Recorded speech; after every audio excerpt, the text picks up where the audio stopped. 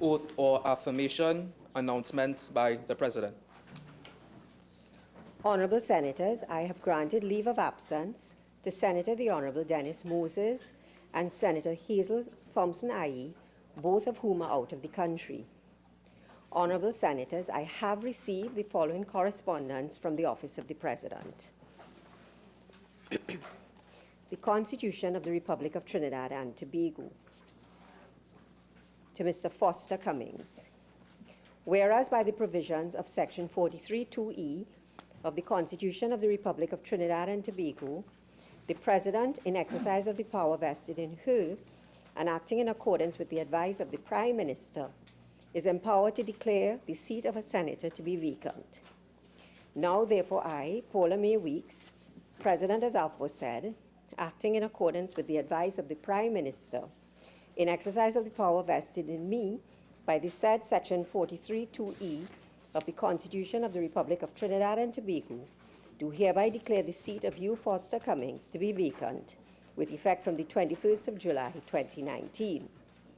Given under my hand and the seal of the President of the Republic of Trinidad and Tobago at the Office of the President St. Anne's this 22nd day of July 2019.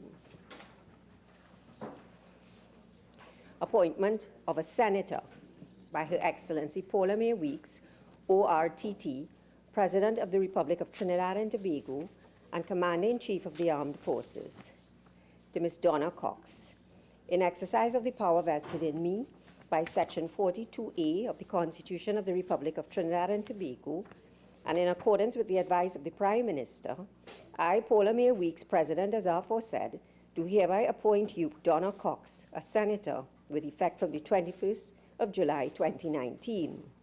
Given under my hand and the seal of the President of the Republic of Trinidad and Tobago at the Office of the President St. Anne's this 22nd day of July 2019. To Mr. Garvin Simonet.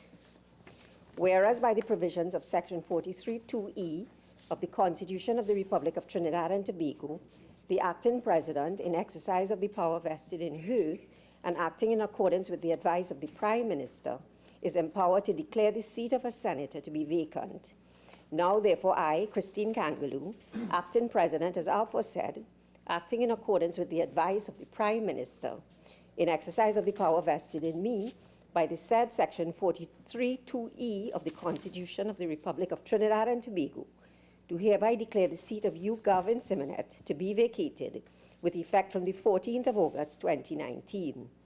Given under my hand and the seal of the President of the Republic of Trinidad and Tobago at the Office of the President St. Anne's this 14th day of August 2019.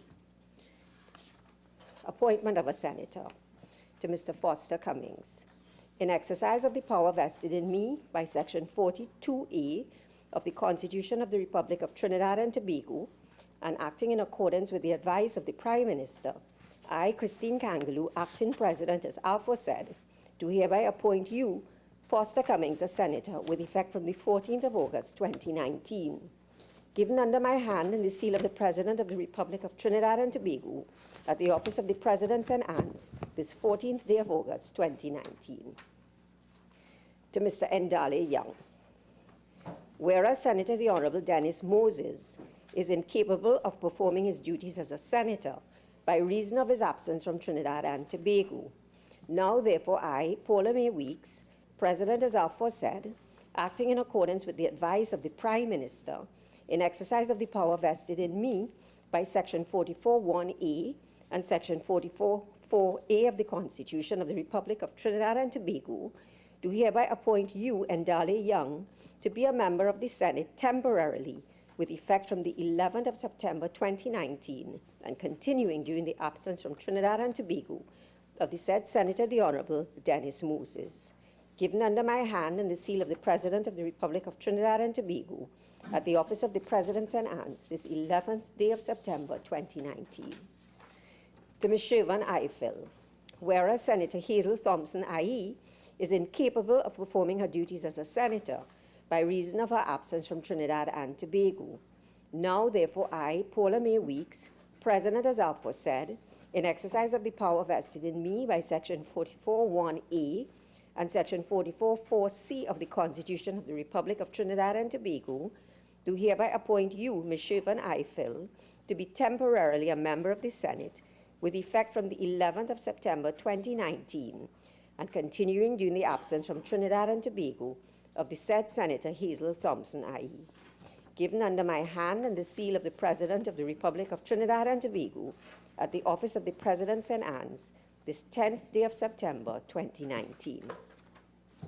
Honorable Senators, Senators are required to take the oath.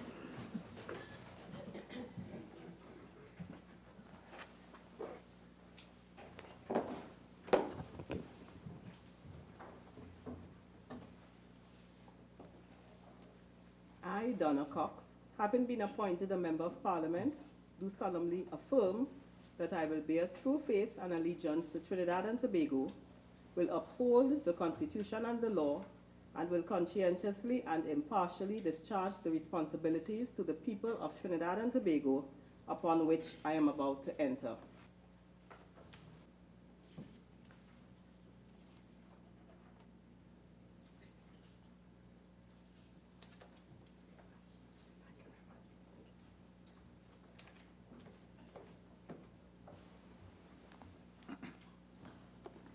I, Foster Cummings, having been appointed a Member of Parliament, do swear by Almighty God that I will bear true faith and allegiance to Trinidad and Tobago, will uphold the Constitution and the law, and will conscientiously and impartially discharge the responsibilities to the people of Trinidad and Tobago upon which I am about to enter.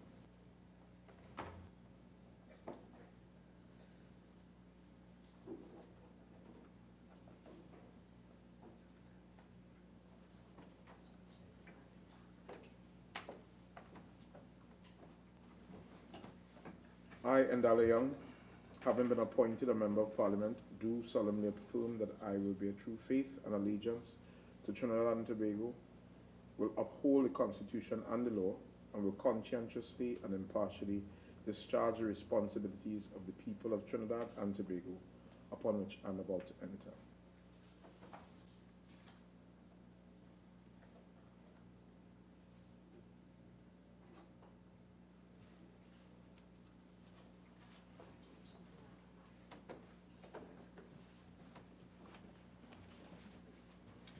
I, Siobhan Eiffel, having been appointed a Member of Parliament, do swear by Almighty God that I will bear true faith and allegiance to Trinidad and Tobago, will uphold the Constitution and the law, and will conscientiously and impartially discharge the responsibilities to the people of Trinidad and Tobago upon which I am about to enter.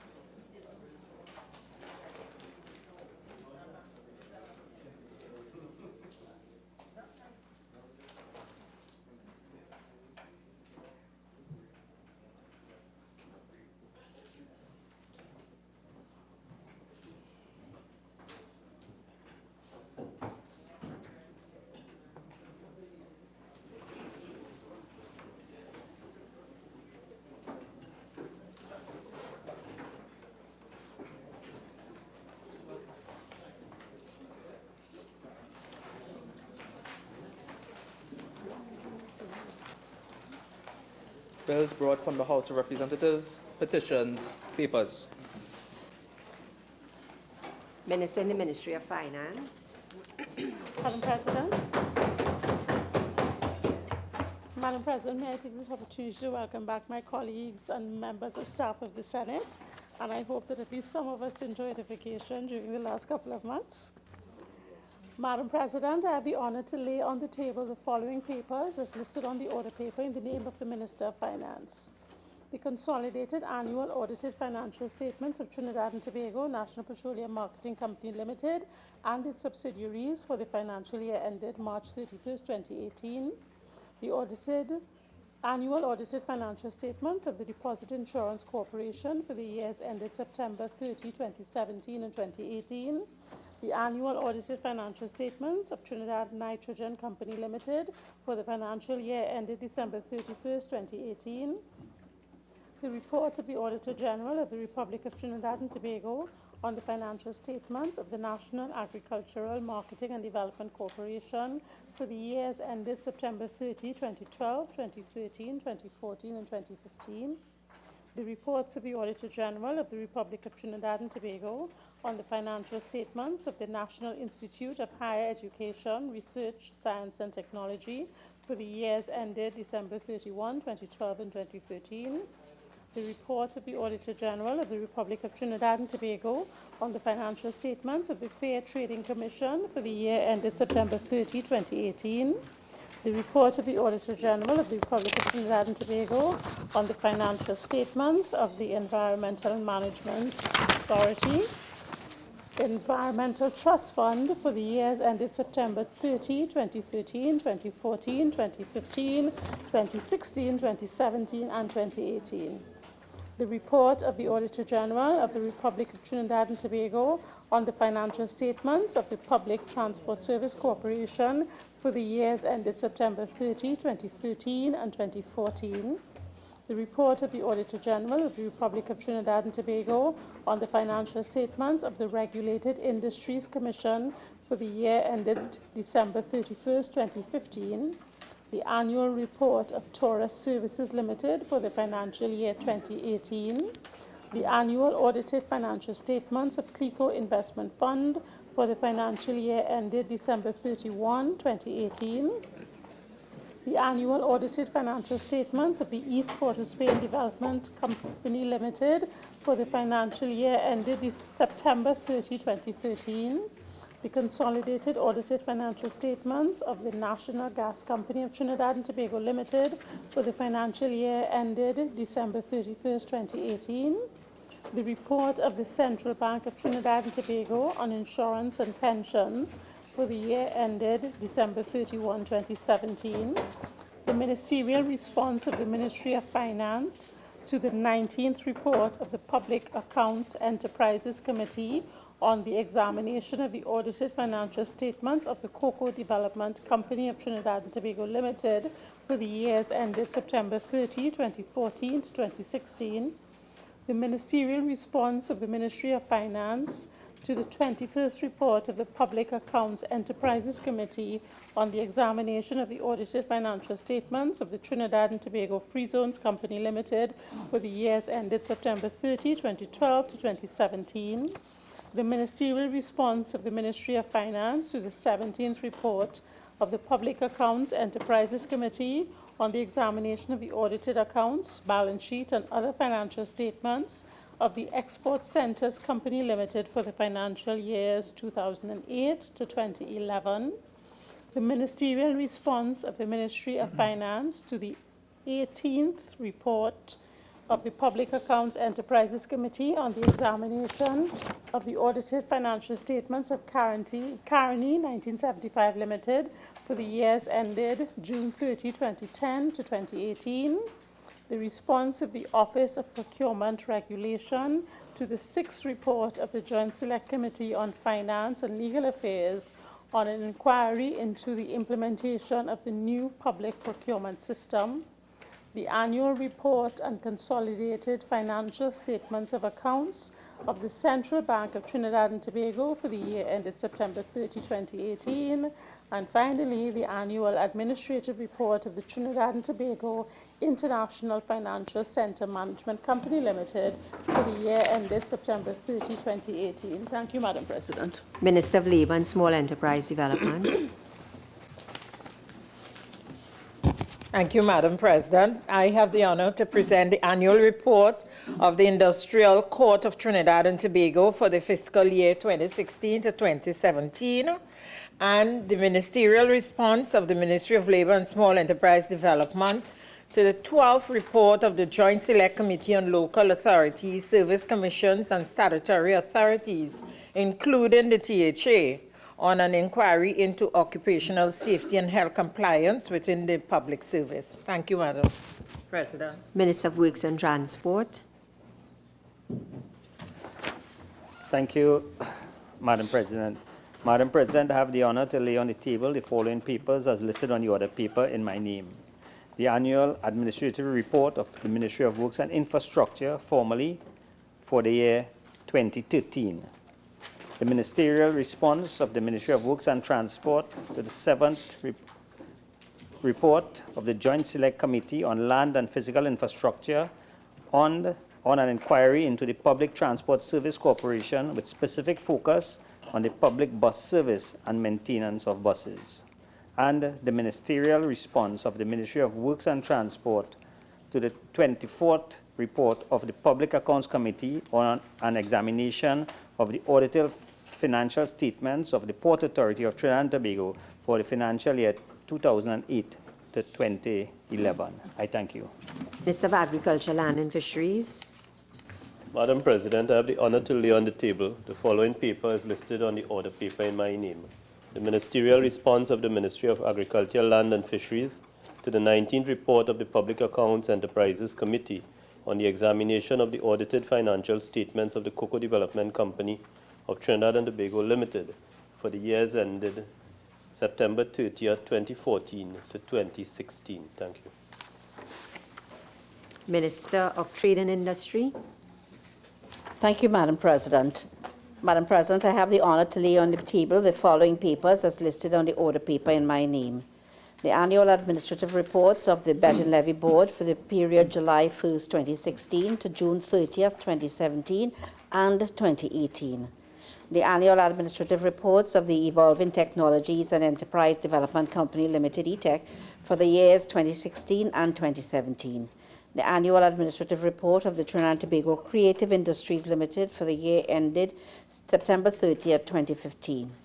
The ministerial response of the Ministry of Trade and Industry to the 21st report of the Public Accounts Enterprises Committee on the examination of the audited financial statements of the Trinidad and Tobago Free Zones Company Limited for the years ended September 30th, 2012 to 2017. Thank you. Mr. Vice President. Madam President, I have the honor to lay on the table the following paper as listed on the order paper in my name.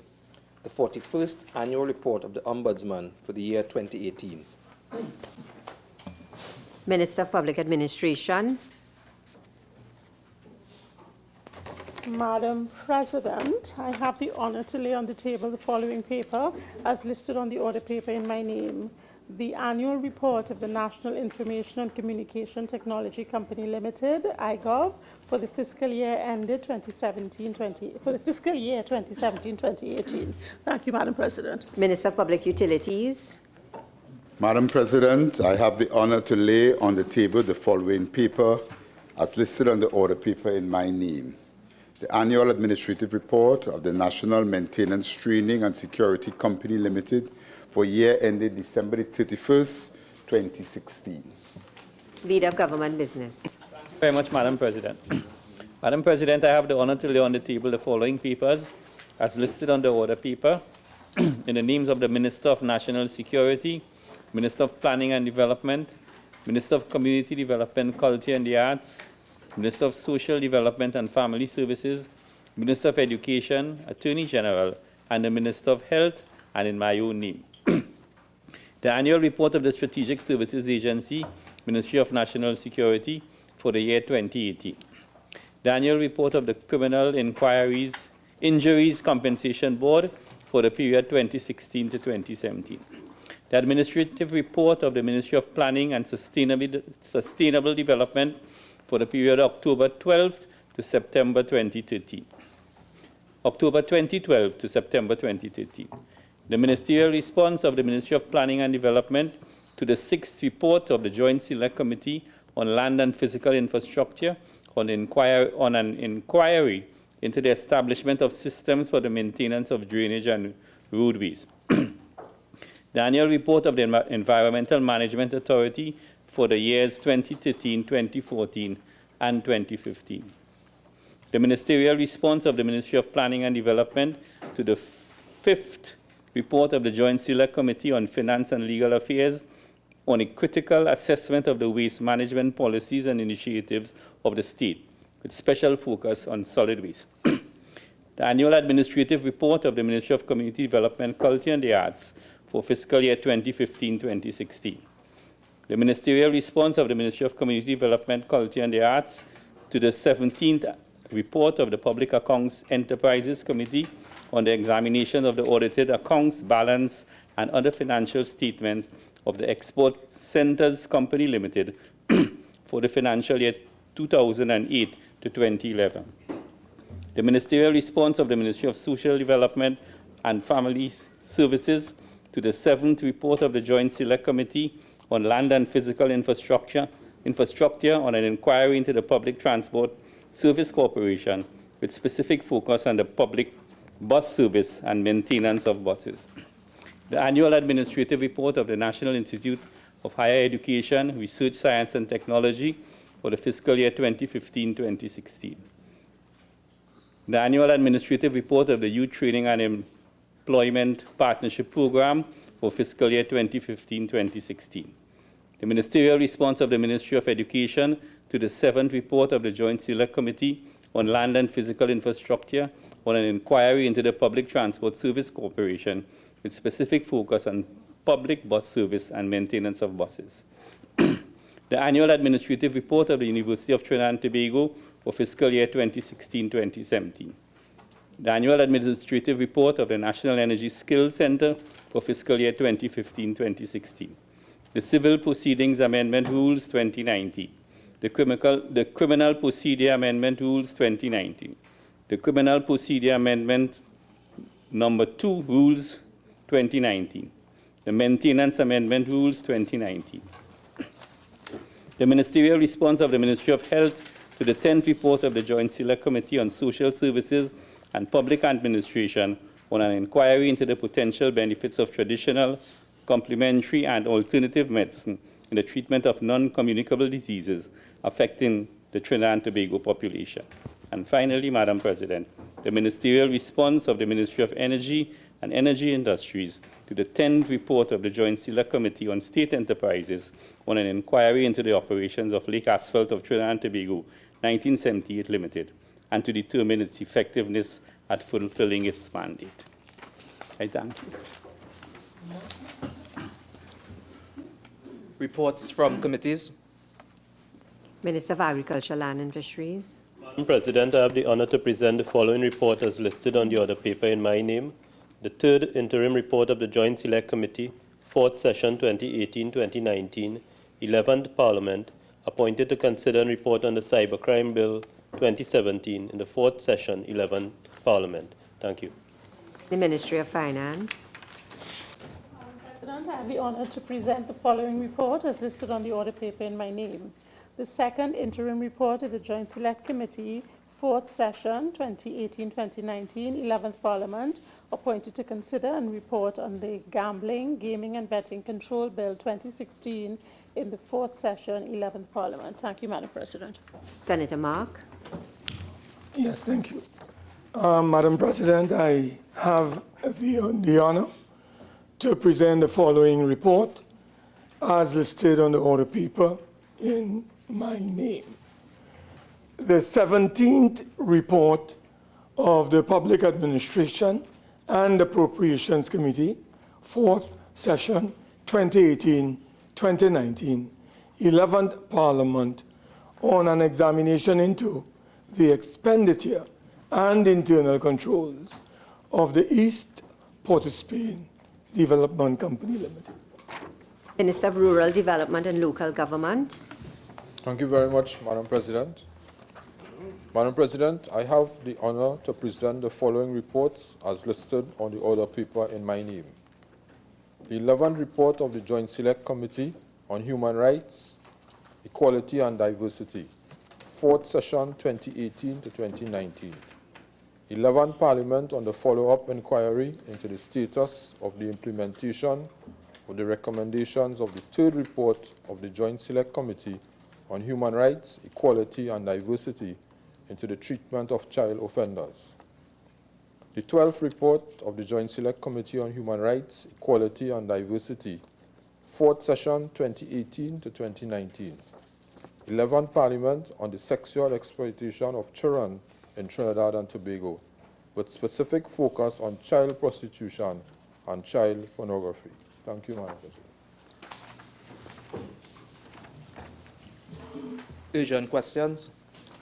Senator Hussain. Thank you very much, Madam President.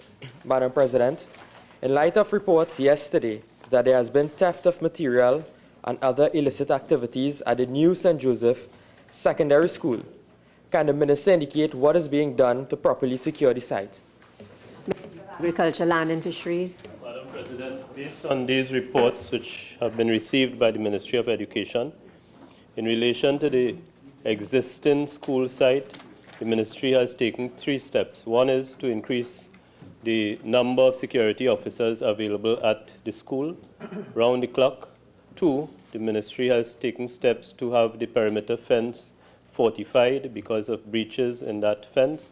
And 3rd, the Ministry has taken steps to get a contractor to improve the lighting on that school compound. Madam President, in relation to this construction site, the Ministry has taken steps to engage a contractor to secure the site, in particular the materials. I thank you. Senator Hussain.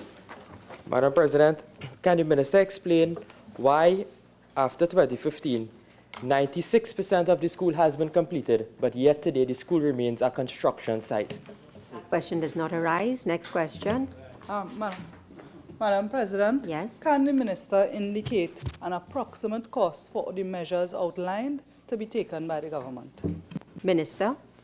Madam President, I'm not in a position now, but I'd be able to provide to the House the estimated costs of the 3 measures which I have indicated in relation to the existing school and the increase in security for the construction site.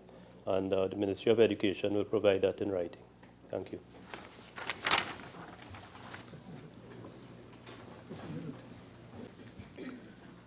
Questions on notice? Questions for oral answer? Leader of Government Business. Thank you very much, Madam President. Madam President, the government is pleased to announce that after the recess, we will be answering all questions listed on the for oral answer. I will further indicate that there are 4 questions for written answers, and we'll be submitting answers to questions number 288, 299, and 301.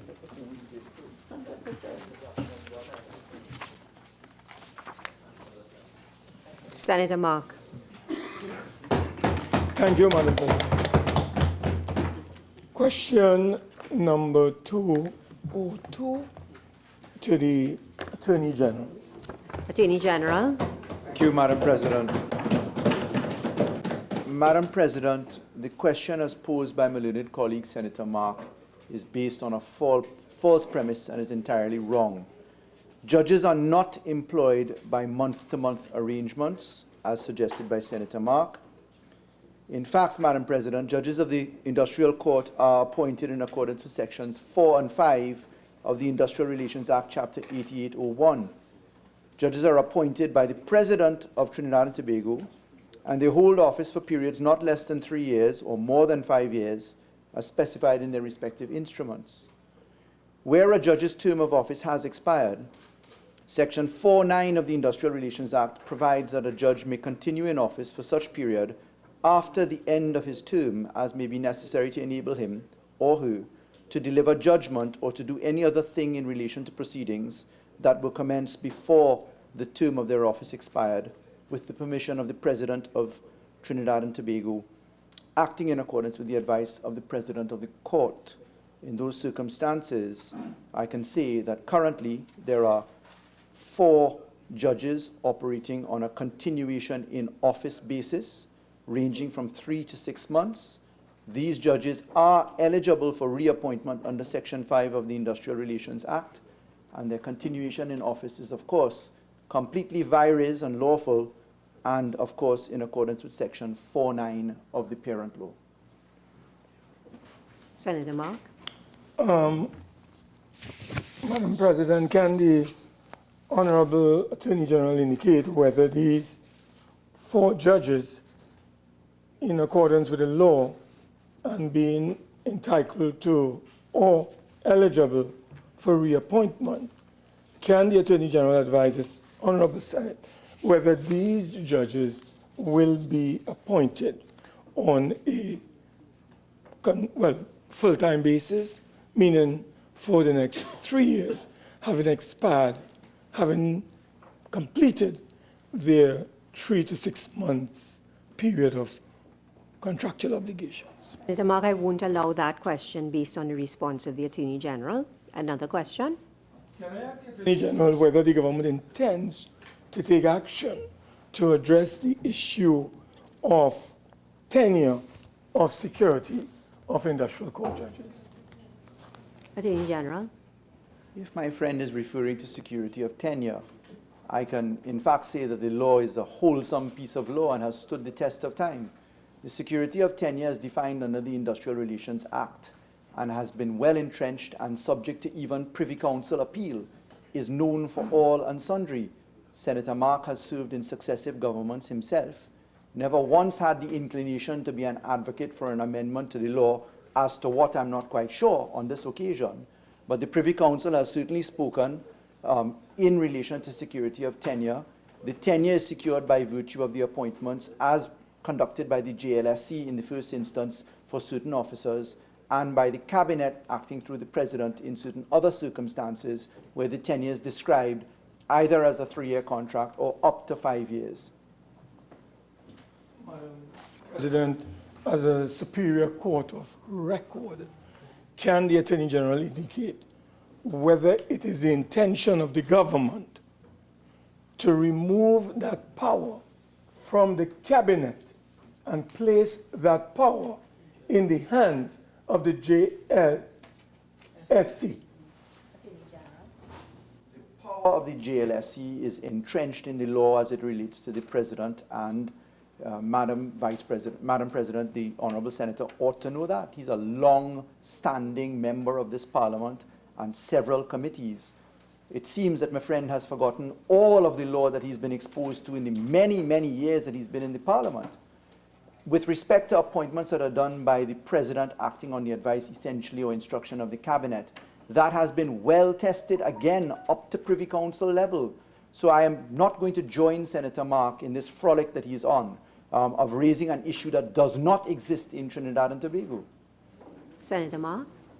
Can I ask the Attorney General whether the Cabinet is considering the establishment of a new appointments committee that will address this issue of an arm's-length relationship between the judges of the industrial court and politicians at the level of the Cabinet? Senator Mark, I won't allow that question. Next question, Senator Mark. Question number 203 to the Minister of Energy and Energy Industries. In Energy Industries. Thank you very much, Madam President. Madam President, the Ministry of Energy and Energy Industries installed a warning sign on March 27, 2019. The sign was installed on the roadway from which it is believed the boys gained access to the location. In addition, the location was cleared of the overgrown vegetation. Another sign was installed at the vehicular traffic access side of the location. And most importantly, fencing was installed by Heritage Petroleum. It is my understanding that the fence surrounds the entire seep, and the fence is 6 feet high, so the place is fairly or very well secured at this time. Next question, Senator Mark. Question 206 to the Minister of Trade and Industry. Minister of Trade and Industry. Thank you, Madam President. In reply to Part 1, in keeping with its strategic direction to achieve sustainability and profitability over the short, medium, and long terms, the National Flour Mills Limited conducted a comprehensive job evaluation and organizational review in 2018. This review revealed that the company's structure comprised excessive and non-value-adding organizational layers. In addition, the organizational review also highlighted that such multi-tiered or stacked organizations are almost non-existent in the competitive local manufacturing sector. In this regard, the Board of Directors of NFM sought to restructure its management level by making the positions of General Manager redundant.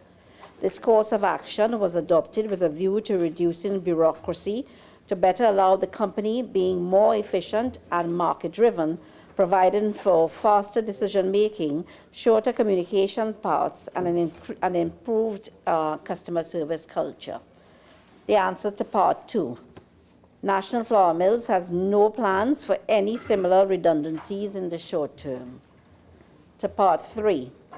National Flour Mills adhered to established industrial relations practices in making the positions of General Manager redundant. Further, the managers were paid salary and allowances during the period which ended on April 30, 2019, as outlined in the terms and conditions of their existing contracts of employment. Following this, all termination benefits would have been made available to the affected managers. It is important to note that the 4 positions were not part of a recognized bargaining unit. Thank you. Senator Mark. Madam President, can the Minister identify for this Honorable Senate the offices of the 4 senior managers that were made redundant? Can she identify those offices? Minister. Thank you, Madam President. Whilst I don't have the actual name of it, I can tell you that it would have been operations, marketing and exports. Those are the areas I'm attending to. Finance, and there was one other, but I can supply the correct names of the positions to the member in writing, to the senator, sorry. Madam President, can the Honorable Minister indicate, since the dismissal of these 4 senior managers, can the Minister indicate whether new personnel have been engaged by the National Flour Mills to literally replace those 4 senior managers, but in different positions? Can the Minister share with us whether new managers have been engaged since the dismissal of these 4 senior managers? Minister. That has not happened. Can the Minister indicate whether the dismissal of these 4 senior managers was all part, well, can I put it another way, Madam President? Can the Minister indicate, in seeking to arrive at a certain efficiency level at the National Flour Mills, can the Minister indicate whether it is the intention of the government through these dismissals to work towards the divestment and ultimate privatization of the National Flour Mills? Does not arise. Any further question on this? Senator Hussain, next question, please. Thank you very much, Madam President. Question number 292 to the Minister of Works and Transport. Acting Prime Minister and Minister of Finance. Thank you. Madam President, in December 2018, Caribbean Airlines executed lease agreements with 2 lessors for operating leases of a total of 12 B737 MAX aircraft to replace the current fleet of B737 NGs, which range in age from 8 to 20 years. Subsequent to the two accidents which occurred involving MAX aircraft, Caribbean Airlines has been in constant contact with the lessors and Boeing in order to be fully apprised of the developments and findings as regulatory investigations take place. In terms of the status of the agreement to lease the MAX 8 aircraft, this agreement is subject to the lessors providing all approval documentation and certifications of airworthiness from the Federal Aviation Administration, which has not yet occurred. If the aircraft are not certified as airworthy, then Caribbean Airlines will be under no obligation to accept them or pay for them. In the interim, Caribbean Airlines has made arrangements to extend the leases of its current fleet of Boeing 737 aircraft as and when required in order to ensure the smooth continuity of its flight operations. Senator Hussain. Thank you very much, Madam President. Madam President, can the acting Prime Minister, indicate whether or not any monies had been paid out to Boeing under the lease agreement for the 12 aircrafts? Acting Prime Minister. Thank you, Madam President. A down payment was made. Senator Hussain. Can the acting Prime Minister please indicate what is the amount, dollars and figures, the dollar figure, for the down payment, please? Acting Prime Minister. I don't have that information with me, but in discussion with the CEO of Caribbean Airlines today, the position at this time is that if the aircraft cannot be delivered and certified to be airworthy, the money will be refunded. Senator Hussain. Thank you very much, Madam President. In light of the Minister's answer with respect to awaiting the approvals from the FAA for the lease agreements, has Caribbean Airlines taken any other steps to acquire any other aircrafts in the event that this lease agreement does not pull through, please? I won't allow that question because the answer dealt with that as well. Senator Mark. Can I ask the Honourable Acting Prime Minister whether, given the need to ensure safety of passengers in the air, whether the government, in light of what has happened with two of those aircraft in the past, whether the government is inclined to instruct CAL to cancel that arrangement and seek alternative arrangements to acquire new aircraft for its fleet. Acting Prime Minister. Madam President, as I indicated, Caribbean Airlines has made arrangements to extend the leases of its current fleet as and when required. Next question, Senator Hussain. Thank you very much, Madam President. Question number 294 to the Minister of National Security. Acting Minister of National Security. Thank you very much, Madam President. The prison break of May 15, 2019 resulted in 6 prisoners escaping from the maximum security prison. Information received indicated that they were in forested, densely populated areas and possible aerial assistance was required in order to locate them as quickly as possible. In adapting a multi-divisional approach to this situation, the Trinidad and Tobago Police Service requested the use of the helicopter from the National Helicopter Services Limited to assist the ministry in providing a wider viewing advantage for law enforcement, thus allowing for greater coordination of the ground assets in the pursuit of those escapees. Senator Hussain. Thank you very much, Madam President. Madam President, can the Minister indicate whether or not that helicopter that was used on that day was equipped with national security equipment to properly coordinate the ground assets in that operation, please? Minister. I would think that the answer I delivered a while ago would have rendered the answer to that question unnecessary. It is self-evident. It was used, and it was used successfully in coordinating the ground assets. Senator Hussain. President, can the minister then confirm whether or not that was the helicopter that crashed? Minister. Mutually exclusive, for heaven's sake. Madam President, the question remains whether the aircraft was suited for coordinating the ground exercises, and the answer to that remains yes. Senator Hussain. Can the minister then confirm whether or not it was as a result of the non-maintenance of the helicopters that, under the Ministry of National Security, led to the lease of this helicopter on that day which crashed? Because of the non-maintenance of the present fleet, Madam President? Minister. Madam President, the asset was certified for use, as indeed it was, and it did the job on that day. Could not have flown if it wasn't certified. Senator Hussain. Madam President, the minister still has not answered the questions that I have asked.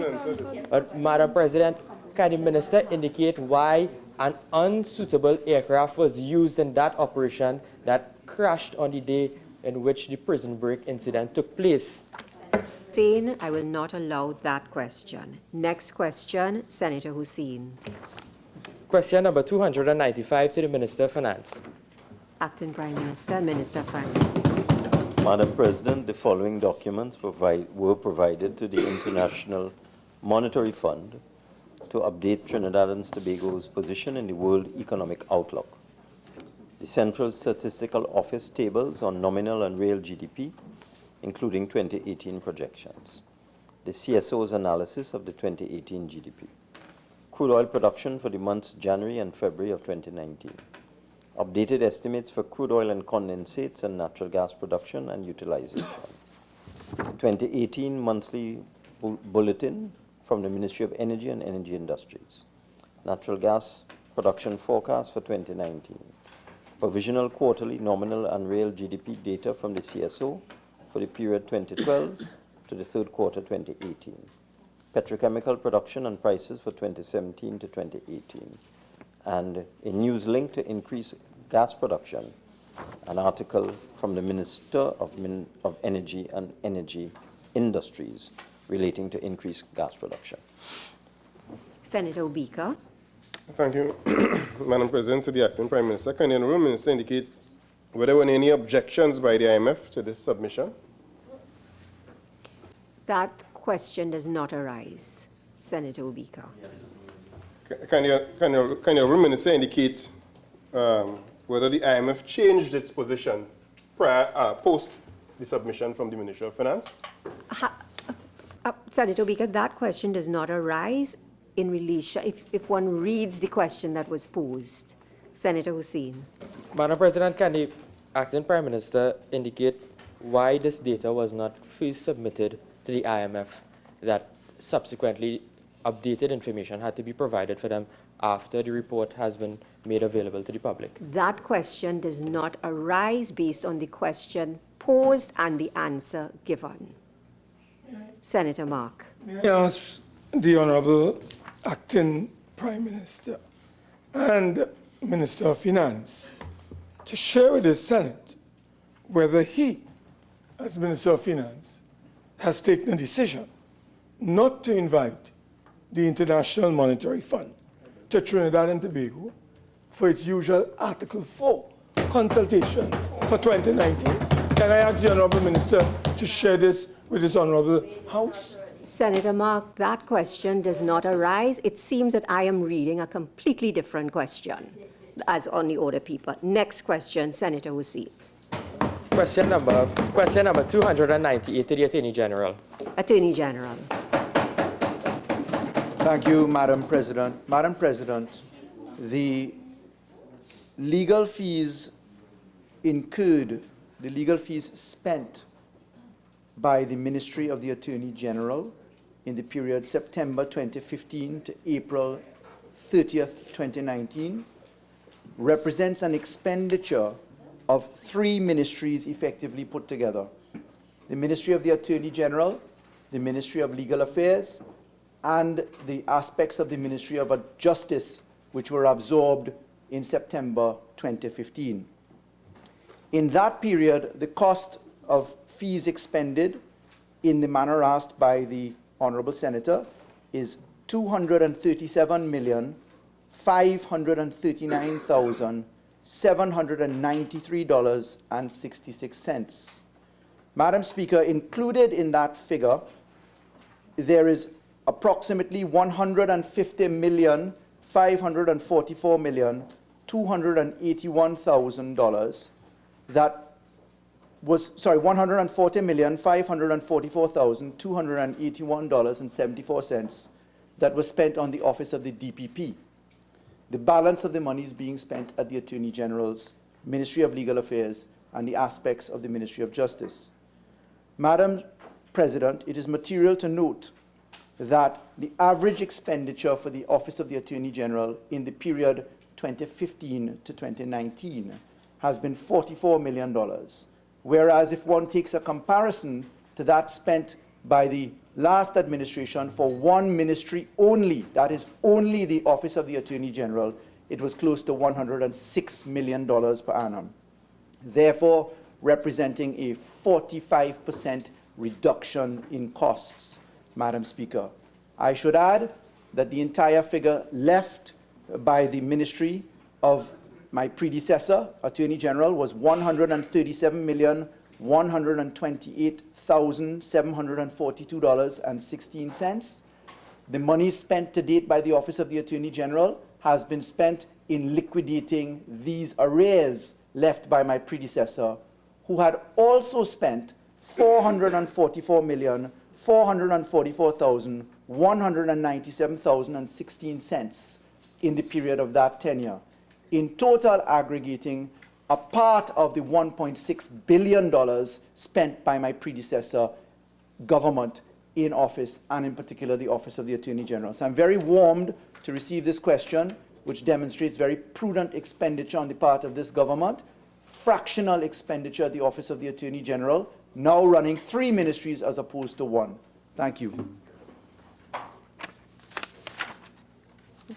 Next question, Senator Amin. Thank you, Madam President. Question number 316 to the Minister of National Security. Acting. No. Sorry. Yeah. It's fine. Acting Minister of National.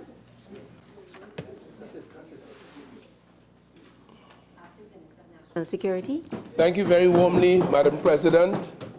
Madam President, the government has been acutely explicit and very thorough in its assertion that there was no guarantee of places in public schools for those Venezuelans who were registered here for a temporary stay. That was made pellucidly clear. In light of this, any issue as to when will placements be made by the government does not arise. Senator Amin.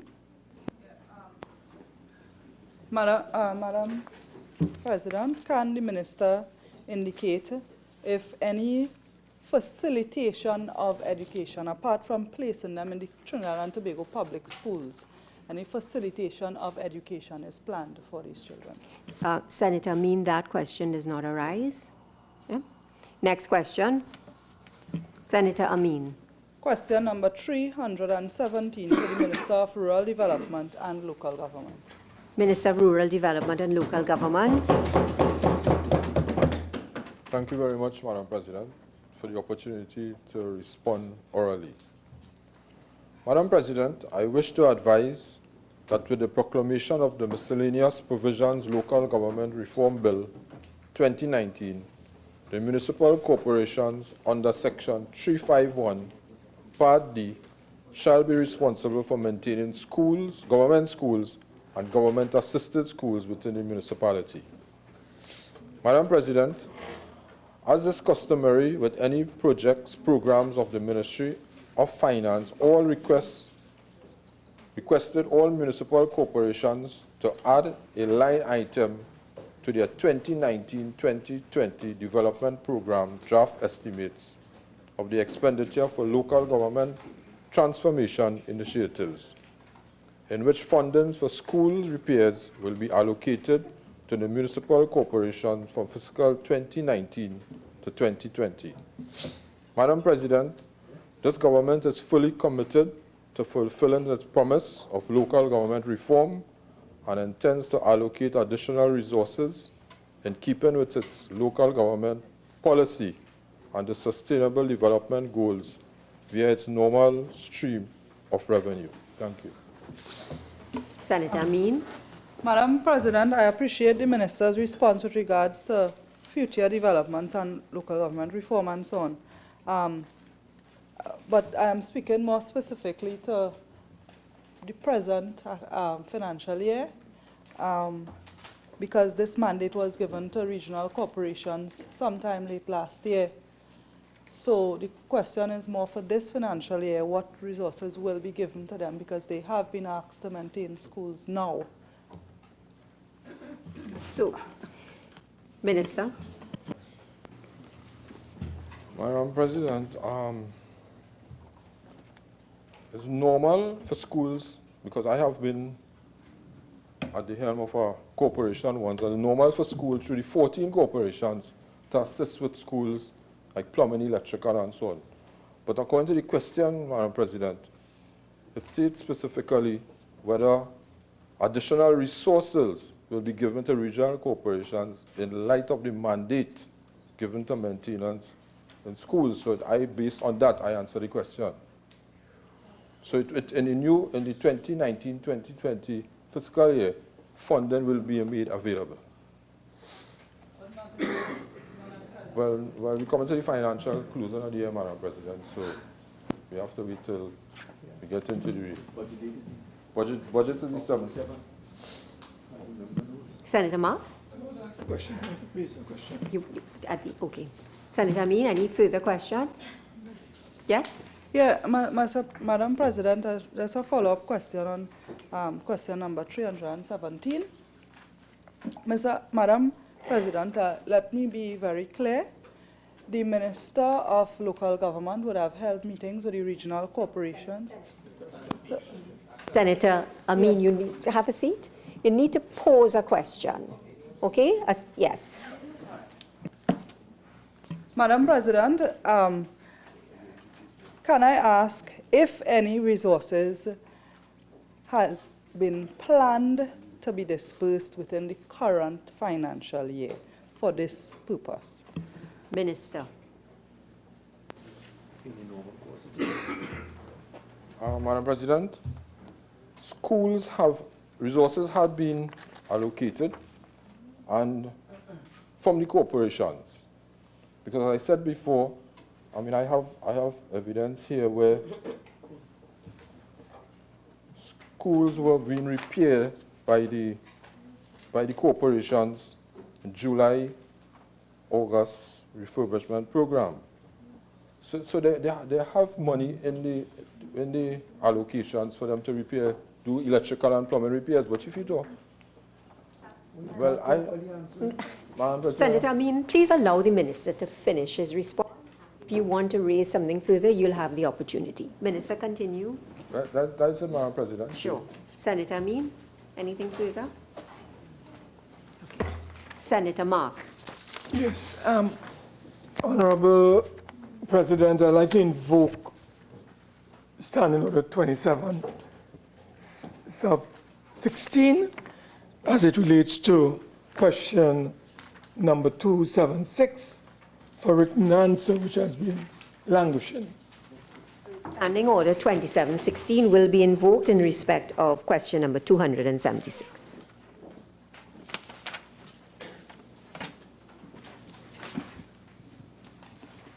Introduction of bills. 1. The Motor Vehicle and Road Traffic Amendment Bill 2019 in the name of the Attorney General. 2. The Animal Diseases and Importation Amendment Bill 2019 in the name of the Minister of Agriculture, Land and Fisheries. Motions relating to the business or sittings of the Senate and moved by a minister.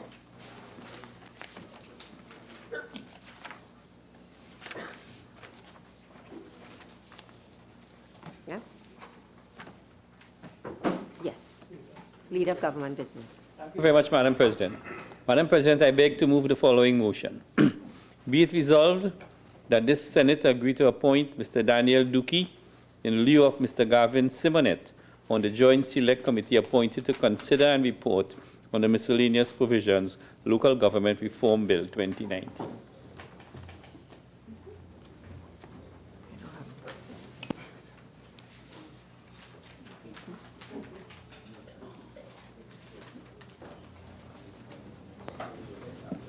Honourable members, the question is, be it resolved that the Senate agree to appoint Mr. Daniel Dukey in lieu of Mr. Gavin Simonet on the Joint Select Committee appointed to consider and report on the miscellaneous provisions Local Government Reform Bill 2019. Those in favour say aye. Aye. Those against say no. I think the ayes have it. Public business, government business, bills, second reading. Honourable Senators, the debate on the second reading of the following bill, which was in progress when the Senate adjourned on Tuesday, April the 2nd, 2019, will be resumed. An act to amend the Evidence Act, Chapter 702. On the said Tuesday, April the 2nd, 2019, the Honourable Attorney General, the Honourable Faris Alwari, MP, was the mover of the motion, and there were 9 other senators who spoke on this bill. So we will now resume the debate. Senator Subas. Thank you, Madam President, for recognizing me this afternoon to also be able to contribute on the Evidence Amendment Bill 2019. Now, Madam President, I am very aware the last time that this bill came to this Honourable House, in terms of the batting lineup on that particular day, I'm coming number 8 in terms of attorneys who were also senators who presented, so that it is not my intention at all to rehash any issues that have been comprehensively touched on by any of those senators who were also attorneys. I did in fact listen extremely closely, and I would have reread all the answers as well too, so that it is my intention to really raise issues that have not been touched before and explore them as I proceed with respect to my contribution.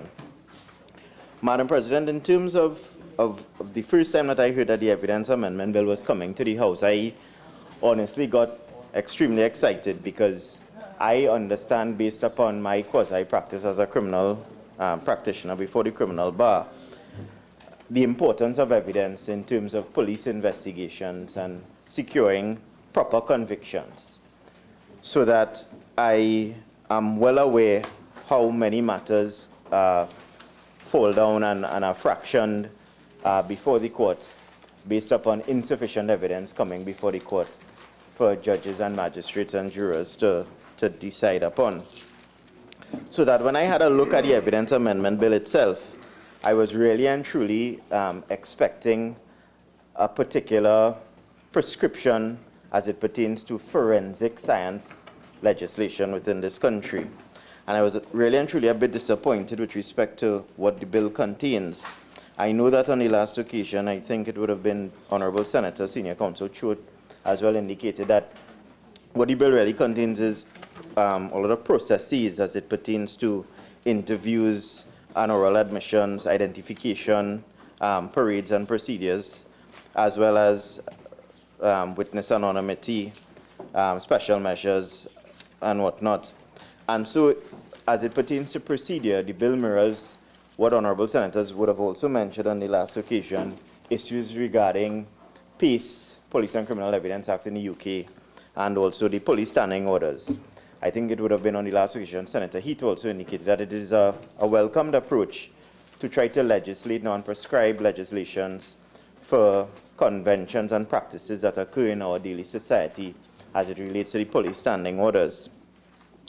But where I think the bill itself falls a tad bit short is that in terms of securing proper convictions and in terms of the gold standard that is used the world over with respect to evidence, we are really dealing with forensic science.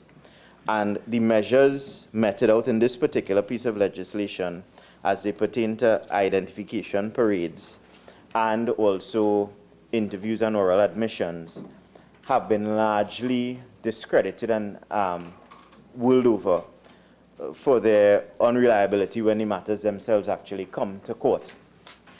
And there are many cases to demonstrate these particular measures and their failings and their shortcomings.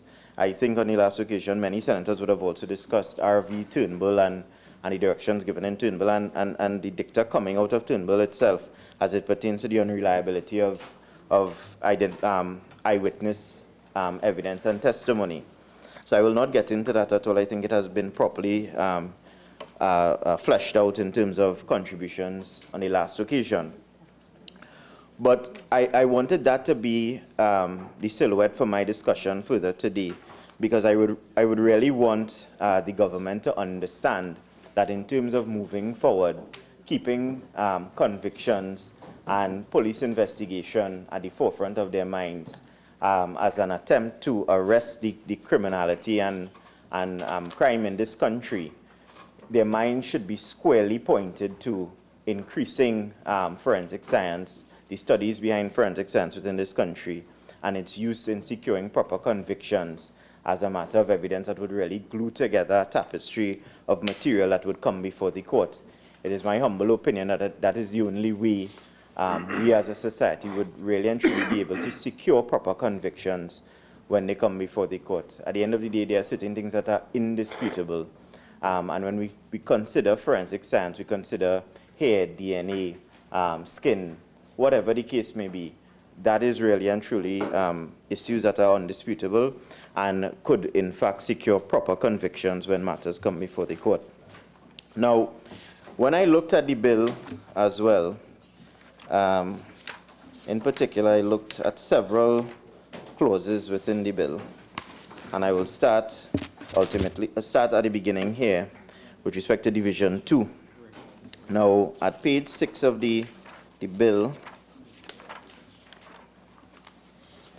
and you look at 12AC at page 6, I believe it would have been Senator Heath on the last occasion. He indicated 12A6 treats, well, 12A really treats with the first description. Senator Heath would have discussed the fact that in terms of questions asked by the investigating officer to the eyewitness as it pertains to the first description, that Section C should also include a question whether or not anything obstructed the view of the eyewitness, and I think that that is a welcome measure here. When I looked at 12B, which is located on page 7, 12B treats with prior to the conduct of an identification procedure, an investigating officer may use photographs to assist in establishing the identity of a suspect. In particular, when one looks at 12B-4, it deals with where a suspect has been positively identified by an eyewitness, the investigating officer shall, in respect of the matter under investigation, take all necessary steps to ensure that all photographs used are kept securely. This is an issue with respect to chain of custody that arises squarely here. There may be once the suspect has been positively identified, it is extremely important that the police officer who is conducting the investigations in the matter secure the photographs so that they aren't misplaced, the markings on the photographs and whatnot aren't misplaced or shuffled or mixed up, especially when the matters come to court in terms of cross-examination. It is important that they are able to demonstrate the flow of the photographs with respect to the identification. I also looked at 12B7, which is also on page 7, which dealt with the destruction of photos subsequent to an eyewitness not being able to positively identify a suspect. And to me, it was very important to look at that because I also appreciate the problems that could be caused with these photographs lingering about subsequent an eyewitness not positively identifying a suspect, the problems that it could pose if, unfortunately, the suspect is rearrested on a subsequent charge on a later occasion.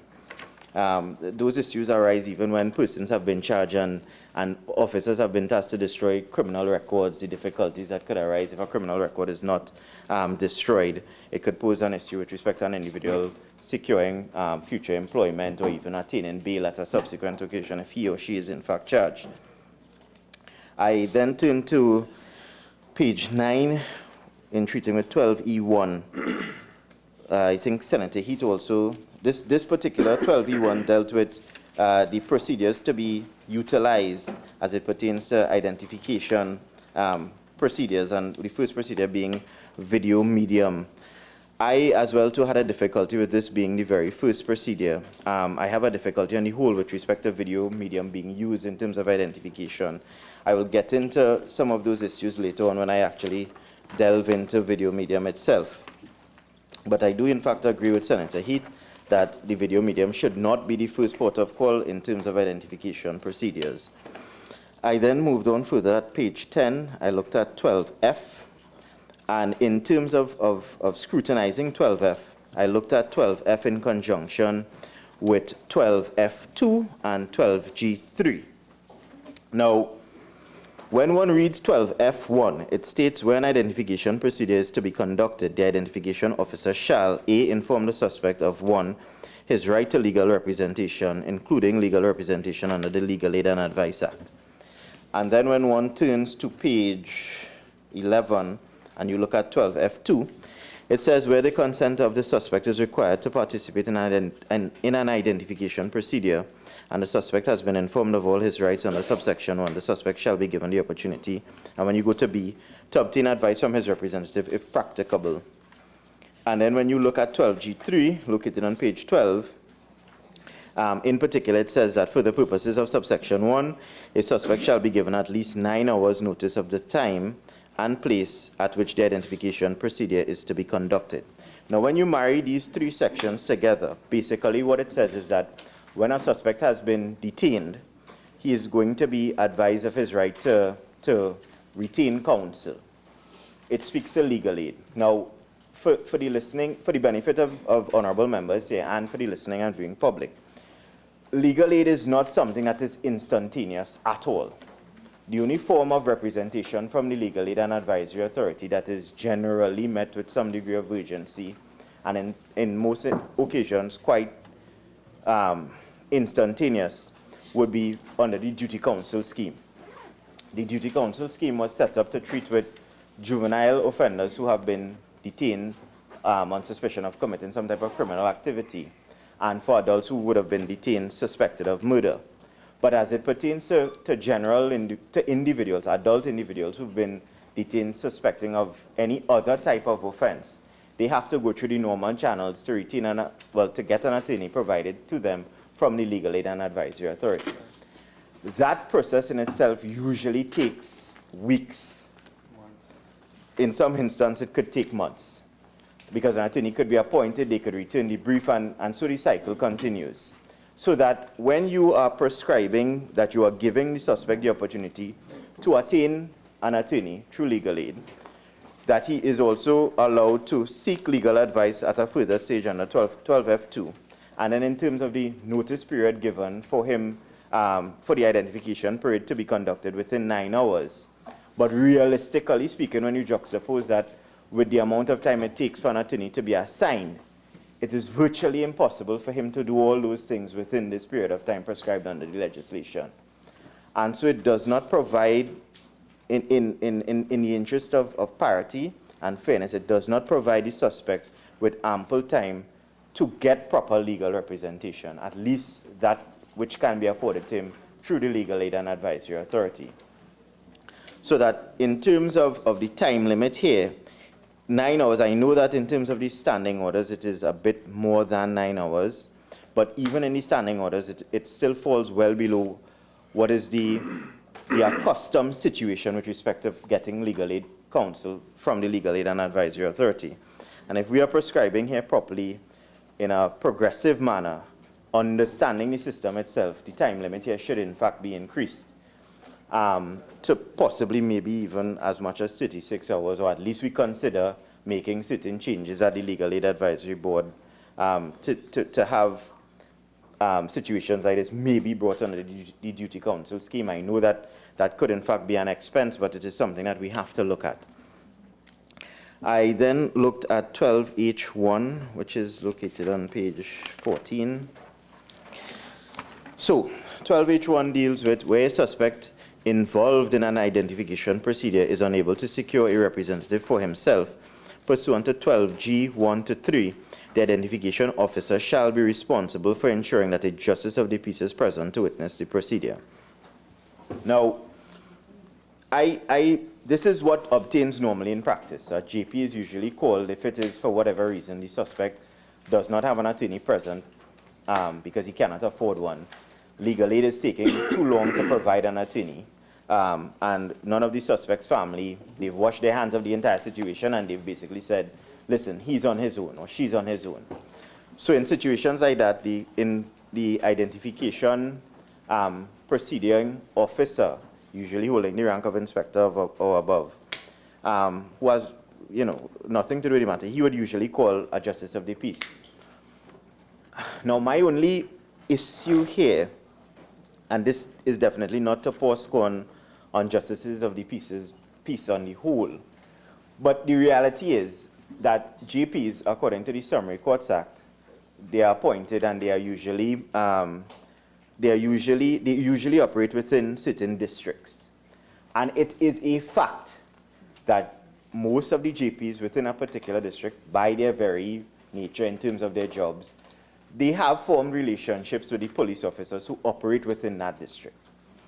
So that it is not a far stretch of the imagination. I mean, I have seen it in practice in terms of cross-examination, cross-examining GPs who would have been involved not only in issuing warrants, but in terms of identification procedures, that they are very familiar with the investigating officers in the matter.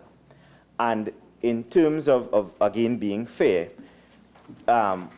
one can not even stretch, but in terms of cross-examination, illuminate that fact that could cause problems in terms of how fair and how proper the GP would have conducted his or herself in treating with the identification procedure itself. I know, again, it could in fact be a stretch, but if we are being progressive and thinking about being fair here, I would humbly suggest that maybe we consider amending the clause so that justice, equaling the fact that the identification procedure officer is not at all involved in the investigation and is only there just to conduct the identification period itself, that maybe the justice of the peace as well too is not a member of that particular division and falls outside. So there's some degree of distance between the justice of the peace and the matter itself and the players of the matter in terms of the investigating officer, which would mirror what exists with respect to the identification officer being involved in the matter, he being not involved in the investigation, but specifically with respect to the identification procedure. Because I have seen in practice, it is in fact a problem. It has been illuminated through cross-examination, and it is an opportunity for us to prescribe here in terms of the legislation to have that stamped out. I also looked at 12I, which is on page 15. Right. So 12I deals with what could be considered a notice to the eyewitness by the identification officer. So it reads, 12I, before an identification procedure is conducted, an eyewitness shall be informed by the identification officer. Senator Sobers, yes, please. If I could just provide some guidance, there's no need to read through the bill as you make your comments on the particular sections, okay? Everyone has the bill before them, so you could perhaps just get to your point in respect of the particular sections on which you speak, okay? Guided, please, Madam President. Okay, so that 12I deals with somewhat of an information or notice being given to the eyewitness by the identification officer. And I am simply saying then, in terms of this notice that is given here, it should marry or be similar to what the notice that is given in 12 case 6, which is located on page 17. Now, the notice on 12 case 6 given on page 17 is a notice that is given in the presence of the suspect's representative, as well as and/or the suspect's attorney. And I'm saying that here it isn't prescribed that this notice is also to be given in the presence of the suspect's attorney or his representative. And I'm thinking that it should be given in the presence of the suspect's attorney and his representative, as similar with respect to 12K6 on page 17. I also looked at 12J5, which is on page 16. Right, and 12J5 deals with the video medium being utilized in terms of the identification procedure. And in this particular section, basically it indicates that the suspect shall not be present whilst the video medium is being utilized.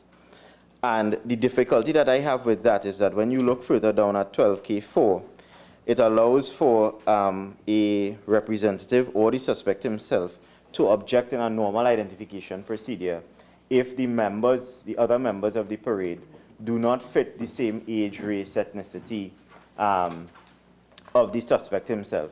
But if the suspect is not present while the video medium is being shown to the eyewitness, he does not have the equal opportunity to object if the members of that video medium do not fit the same description as himself. And it is something that should be amended to demonstrate some equality here as well too.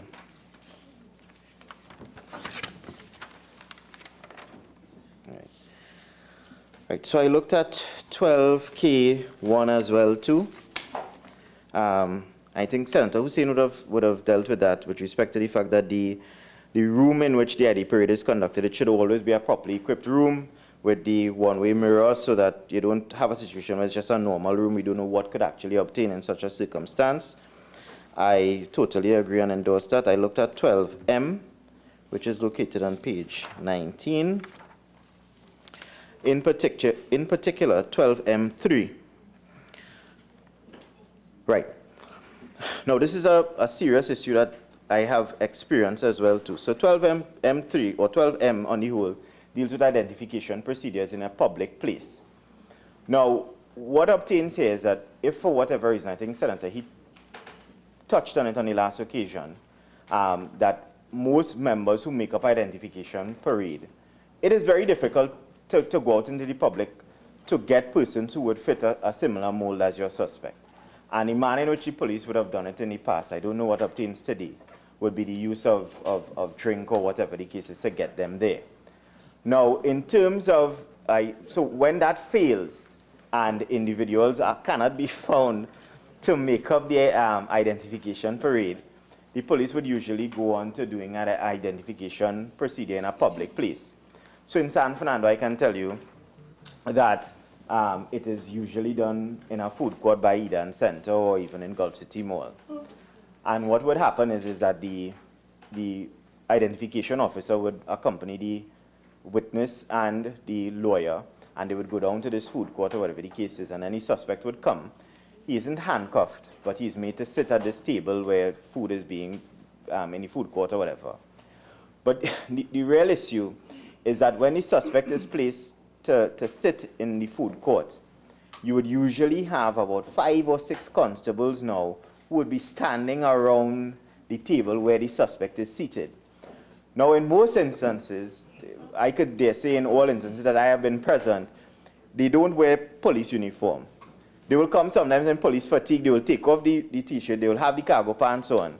But any discerning citizen, any normal citizen would be able to watch and say, well, that has to be the suspect.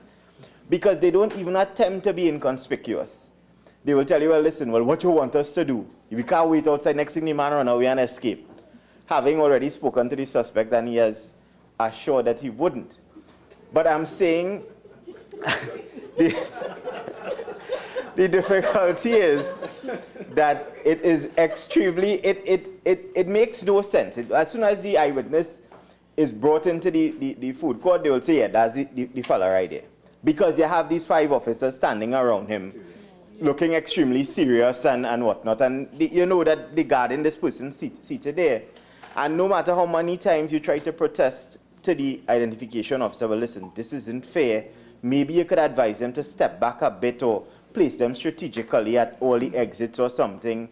They will always have some sort of excuse. Next thing the man takes somebody hostage and all sorts of foolishness. But that is the situation, and it does not augur well, because I've never been in a situation like that where the suspect has not been positively identified. So that I don't know if in terms of prescription here that we can treat with it, in terms of maybe saying that they stand as inconspicuous as possible. And if not, then maybe it should be removed because it does not give the suspect a fair shake. And if we are in fact prescribing to treat, to amend and alter such a situation with respect to the police officer's position around the suspect, I would also want to invite the Honorable Attorney General to consider that these identification procedures in public are always conducted in an environment. We live in the 21st century. Most of these environments have CCTV footage as well too, CCTV cameras, so that the proceedings are properly taped as well too. I would not expect that the police would have someone actually videotaping the proceedings, because that as well would point squarely, wherever the camera is facing, it will point squarely to who the suspect possibly is. But as it obtains right now, it is really an untenable situation, and it does not give the suspect the parity and the fairness that we would want to see within the legislation. I also looked at 12N3, which is on page 19 as well too. And right, this is another area where I wanted a bit of clarity. So I understand in terms of 12N in particular, it deals with the identification again in a public place, but without the consent of the suspect. I know when one looks at 12.3a, it indicates when such a situation should occur, and it says that the suspect is a situation where A, the suspect is not in custody, or B. Now, I understand if you were doing identification procedure in public where the suspect is not in custody, you can just simply bring the witness down to possibly his workplace or something and just tell the witness, you know, have a look and see if you identify anyone who you would have seen in terms of the incident or whatever. But when you look at 12B, Madam President, if you would permit me just to read this particular one. 12B says the suspect has refused to give his consent to the conduct of a procedure under section 12M, where it is impossible or impractical to obtain the consent of the suspect. So that when I read that, I could in fact be absolutely mistaken, but it appears to me then that the suspect obviously has refused to give his consent. This is a situation where the suspect is also in custody. So is it then that we are saying that the police now have the authority to basically drag the suspect down to this public place, kicking and screaming to have him take part in this identification procedure in a public place, obviously without his consent? And that obviously would not augur well for that particular situation. So that I would have expected in the event that he refused to give his consent whilst in custody, the police would simply go on to another identification procedure, which is in fact the confrontation. So that I'm not entirely certain why 12N3B is present, and maybe in terms of the Honorable Attorney General's wrapping up, he could indicate the reason for placing that there. I also looked at Division 3, which deals with interviews and oral admission. Now, at 12Q2, it deals with the fact that interviews and oral interviews should always ever be video recorded. I think Senator Bistram Singh spoke on that when she was here, and I do in fact agree with her that all interviews should be video recorded, and it would stamp out the possibility of a suspect indicating that he may have been beaten or coerced or duressed or whatever, or lack of sleep. I will not get into that. I looked at 12R1, however, on page 22, and it dealt with the register of interviews, which would be a register wherein certain information regarding the interview would be placed. And albeit that it would indicate in this particular section what information is to be recorded in this register of interviews, it made me consider whether or not further questions and maybe clarity could be placed within this section to sort out that particular situation as it pertains to where this register of interviews would be kept. Who would have access to this register of interviews, and whether or not a log should be put in place to treat with this register of interviews. Who would also be allowed to make entries in the register of interviews, apart from the interviewing officer, if it's any other officer within the police station, or it should be senior officers within the station. Are the records also checked? And if so, by whom? Who is allowed to access this book and check the records that are there? Usually as it pertains to the station diary, when someone writes in the station diary, it would be an investigating officer or an officer who would have been out on patrol, and then the information placed in the station diary would usually be checked by all the other officers, and then it would be signed off by the most senior officer. So it allows for a level of security as it pertains to the content of the information, so that there's no divergence with respect to the story or the incident that took place. And then I also thought that maybe the information being placed in the register of interviews should also be as contemporaneous and updated, just like the station diary would be at in 12Q8, which is on page 21 as well too. All right. So those are some things that I think should be prescribed here within this particular legislation at 12R1. I also looked at 12S. Right. So 12S actually deals with the video recording of the interview. And in particular, 12S3 and 4, it speaks to subsequent to the video interview being recorded, the video or audio interview being recorded, that the suspect is allowed to review what was said and to alter and amend and make changes as per necessary. Now, is it, and this is another issue as well too, is it that when the interview is being video recorded, no notes whatsoever is being taken by the police officer?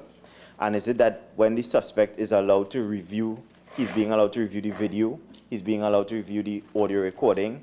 If he has a difficulty, is it that that particular segment is now going to be edited and changed and he would allow to make his input and his amendment?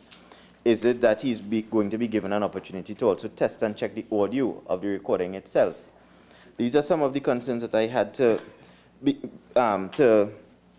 raise, because I mean, it is going to be such a new dynamic change that we would want to ensure that as prescriptive as we can be with respect to the definitions and the placement of words here, that police officers aren't confused and members of the public aren't confused as to what would obtain in such a situation. I also looked at 12U, page 23 to 24. Now, 12U also dealt with, at the conclusion of the interview, what should obtain. And Madam President, humbly again, I crave your indulgence, just too grateful. So when you look at 12UB, it says, in the case of an interview that is recorded by video or audio recording, 1, places marking on the recording medium, label it as the master copy, and request the interviewee or his representative to sign it. That is relatively straightforward. 2, so this is a video or audio recording at the police station. Make, subsequent an interview, make 2 copies of the master copy in the presence of the interviewee or his representative. Label each copy as a working copy, give 1 copy to the interviewee, and give 1 copy to the investigating officer. So you are now saying that the police officer who conducted the interview is supposed to make these copies in the presence of the suspect and his representative and present them with a copy.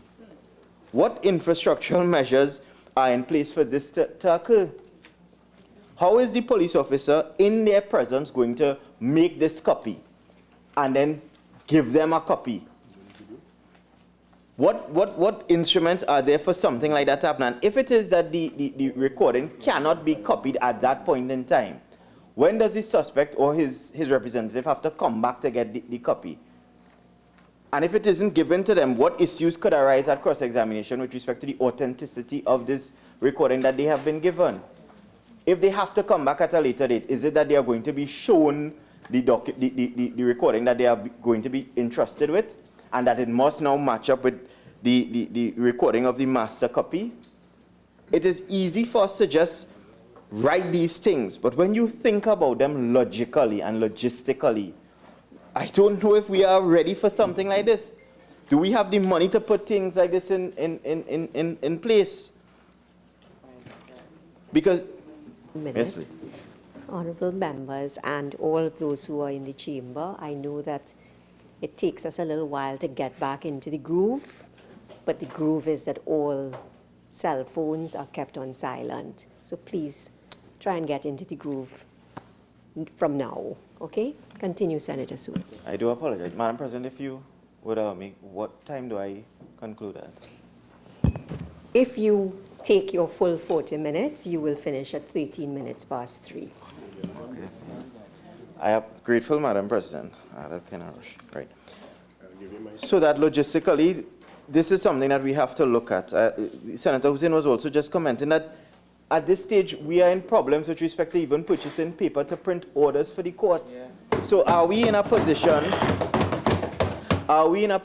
to man every single police station in this country with medium to record, medium to copy video and audio recordings to give a suspect and his representative?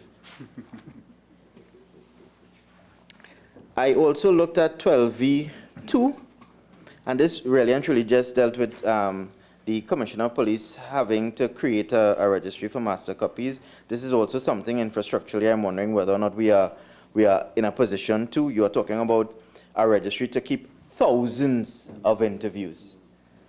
So we need to be certain that we are in such a position to have this done. I also looked at 12W, which is on page 25, and it spoke to breaking the seal for the master copy. I know Senator Bisram Singh would have indicated that the best practice through pace would have been a recording of the actual process with respect to breaking the seal in the event that we are not infrastructurally ready. We are not resourced for such a situation, which I... Senator Sobers, you have 5 more minutes. Grateful, please, Madam President. Which I believe that we would not be in. I'm thinking that maybe we can have an affidavit or a statutory declaration done by both the JP and the officer who's breaking the master copy seal, where it would indicate why the seal was broken, whether or not a notice was in fact sent out to the suspect with respect to the date and time, the status of the notice, whether it was received or not by the suspect, and a date and time when the JP would have been present with the relevant markings to break the seal. And then 12X at page 26 really and truly just dealt with the issues of pocket diaries. I think Senator Bisram Singh would have indicated the need for pocket diaries, the problems that we have within the service with police officers not being issued pocket diaries to make the proper contemporaneous notes as the legislation would now be calling upon them to do. So that subsequent to that, I also looked at Division 4. Now, I agree with some of the measures that are contained here in Division 4 with respect to the special measures. We would have seen it in practice recently with a minor and the screen being placed to block the minor from the suspect. And I have no difficulty with that. I have no difficulty with the evidence by video link. I practice in the civil realm as well. I have done trials with witnesses coming by virtue of video link. I would have done an arbitration where some of the experts were actually in Dubai, and we had to sit at a particular time to facilitate the witnesses. So I'm comfortable with that as well too. Where I have a very big problem, and I think most of the other senators who are lawyers who contributed on the last occasion, is with this witness anonymity order. And my issue with that is that there have been several matters where persons have come to court, would have given statements to the police. All of these statements would have been fabricated. They would have gone as so far as going into the box and given false evidence. We recently had a situation in this country sometime in June where a particular judgment would have come out dealing with an individual who lied to the police. Had these fellas committed, certain officers of the court may have known about the situation, didn't say anything, until one particular officer did in fact indicate that, listen, we had a deposition with this man, and this man has indicated that he fabricated his evidence because he wanted to be a vigilante and to treat with these persons who he considered nuisances in the community. And for my part, based upon situations just like that, we cannot put this into legislation. Madam President, the amount of travesties of justice that would occur if such prescription is made into law, that our children and our children's children will not forgive us for doing something like this. Madam President, you cannot, as a government, because you are failing in doing certain things, especially when you're dealing with witness anonymity, you are talking about the failure of the witness protection program, Madam President. instead of rolling your shirts up, your sleeves up, and doing what you're supposed to do, and properly ensuring that the witness protection organization is working as it is supposed to, the best thing that you could come and tell the country is let us deal with witness anonymity. It demonstrates a level of ineptness that I cannot fathom. And we have to stay very far away from that, Madam President. We must reject witness anonymity in its entirety. There should be no amendment. It should just be taken out of the bill. And it is a situation where we need to really and truly consider the effects and the dangers of such a situation if we prescribe this into legislation, and understand that there is no benefit whatsoever that could come out of such a situation. With these few words, Madam President, I thank you for allowing me to contribute this. Senator Obika. Thank you, Madam President. I want to start where Senator Sobers ended, by indicating that should we, in the Parliament of Trinidad and Tobago, pass this bill into law, we would in effect be passing a perjurer's charter. Because it allows allowing persons to give evidence against an accused without the accused being able to know who they are, or of course see them. It presents a very dangerous possibility. And I'll get into that because I have brief points to make, and I want to make one point regarding Clause 12K and the ID parades. Because I didn't see it particularly in the ID parades, notwithstanding the provision for anonymous witnesses, which I have to deal with. I didn't see in the provision for ID parades any provision for children or the vulnerable. And I want to submit that we need to look at also, sorry, I apologize. My apologies, Madam President. We need to take into consideration, notwithstanding the rights of the persons who are so accused, the conditions, the special conditions of children. And I hope once this bill is committed to a joint select committee, we look at that, because it can be very traumatic being part of an ID parade, given even before you reach the point of confronting the suspects, simply entering the police station or the buildings that are under the control of the TTPS. A child, of course, will be under significant pressure, and psychologically it can have a significant impact. I would not venture into areas where I'm not specializing, as we have a specialist on the independent bench who can speak to psychology. And I, for one, cannot. So I just wanted to raise that point, if it were to be raised after me. Now, regarding the anonymity orders, even in Bahamas, Madam President, in Bahamas, where there was a similar bill for anonymous witnesses that was passed, empowering a judge upon application from a prosecutor or defendant to permit a witness to be seen and heard. Sorry. Well, even in the Bahamas, there were significant issues, and there were attorneys that were adamant that such legislation would be struck out in the courts of law. But let's look at an example right here in Trinidad and Tobago.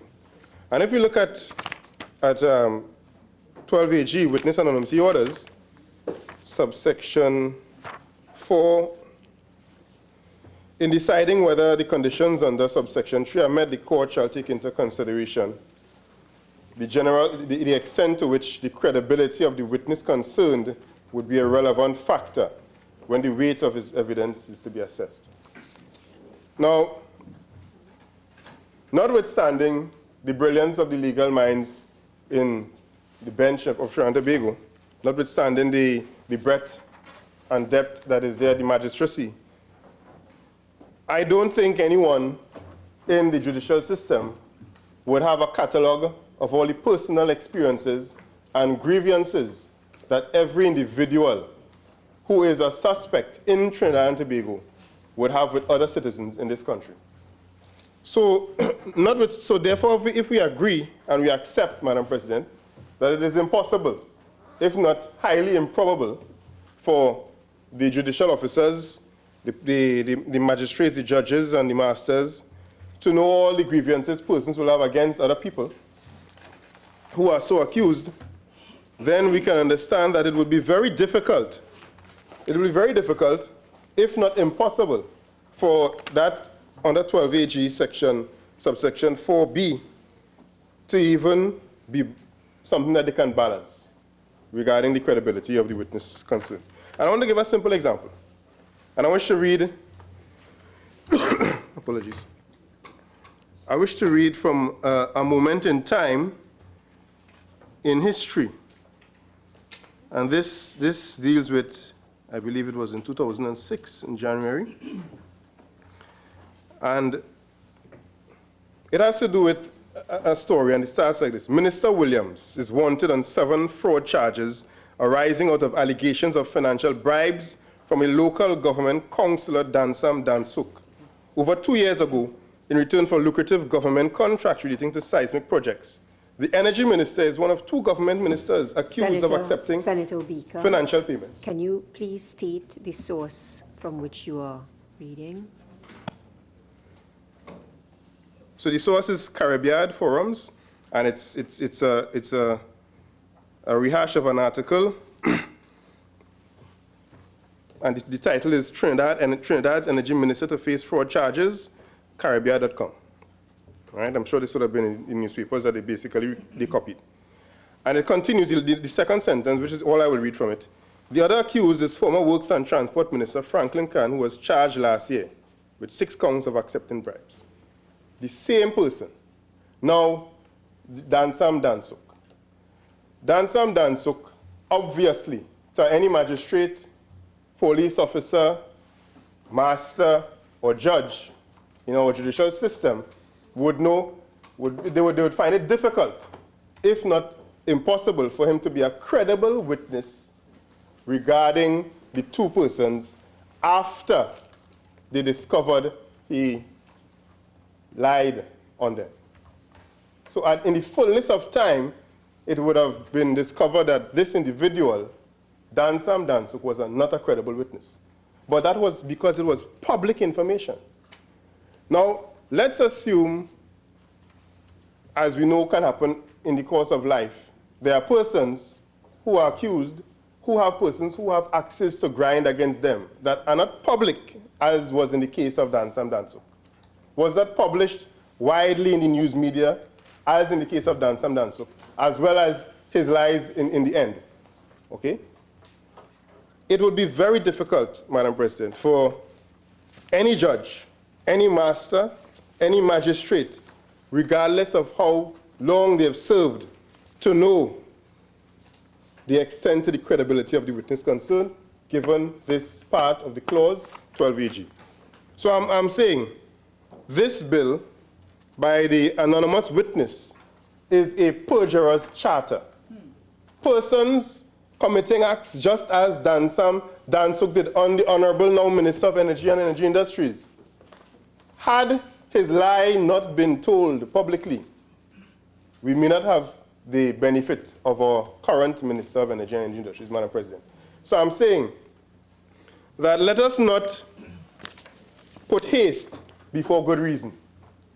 Let us not put haste before good reason when we are contemplating improving, advancing the laws of Trinidad and Tobago. And I'm sure the Honourable Minister would agree with me wholeheartedly. Now, there's a point I want to just end on, and it was a point raised by Senator Sobers regarding the copying of video and audio recordings.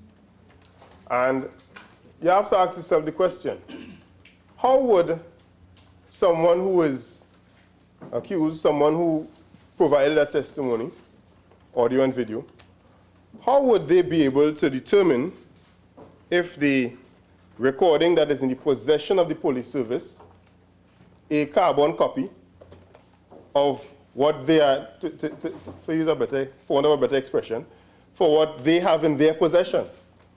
Unless, of course, they're going to sit and watch the entire testimony that the police has in their possession before they leave.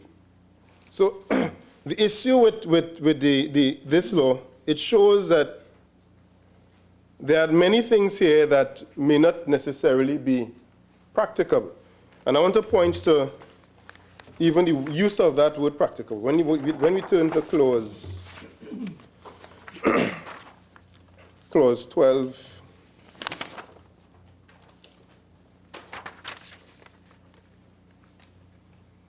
clause 12N, where the suspect is, the suspect refuses to give consent.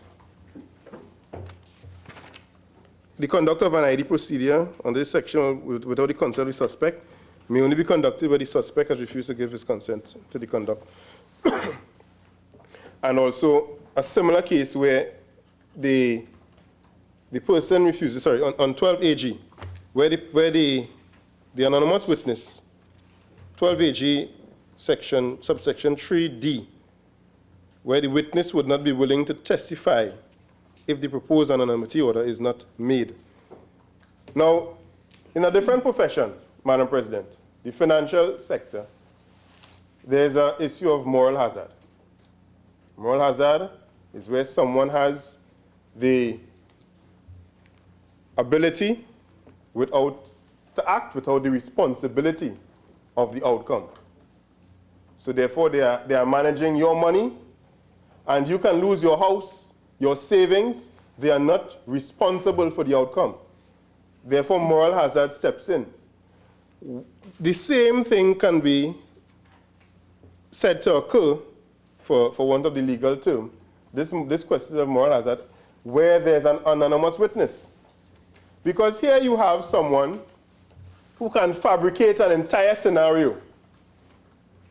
It can be about some text messages that you purported to send. It could have been about some words that you purported to utter. It could have been some actions that they claim that you made without themselves being cross-examined by your legal representative, if you are so accused. So therefore, they have no responsibility because they are not attached to the statements that they are going to make against you, because you are the best person when you are accused via your representative, Madam President, if we are to submit to our legal system. You are the best person via your representative to cross-examine the witness, not a board of magistrates or judges or masters of the court. With all due respect to them, it is you, as a person so accused, is best positioned to do so. So I want to submit to those three things. It must not be that persons can simply say that they are not willing to, and if it is not practical for them to be part of, and as well, where we are relying not on the historical circumstances that are only known to the person accused, but we are relying on the statements of a board of magistrates and judges and so on. That said, I wish to submit, Madam President, that this bill has much work that is left to be done, and I hope with wide and deep debate and public scrutiny, we can get better and more quality legislation, because this bill leaves much to be desired. And with that, I thank you. Senator Vera. Thank you, Madam President. And let me start off by saying what probably might be my epitaph. I should have listened to my wife. She warned me that we'd probably hit the ground running today. And I said, no, today was going to be procedural mainly. I could not have been more wrong, because this legislation is so fundamental for trial lawyers. I had to scramble back to the office and start to pull back my notes and try to reconstitute my thoughts. But it doesn't really get bigger than this for trial lawyers in terms of legislation. For the young lawyer, one of the hardest things to understand, because you're coming with wide-eyed and bushy tail and think, the truth will always emerge in a court, is that trials are not necessarily about getting the truth, but about evidence. It sounds cynical, but under our adversarial system, courts reach their decisions solely on the basis of the evidence as presented by the parties. The court itself doesn't undertake the search for evidence. Now, what is evidence?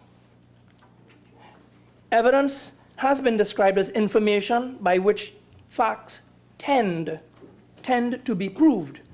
And the law of evidence is that body of legal rules regulating the means by which facts may be proved in a court of law.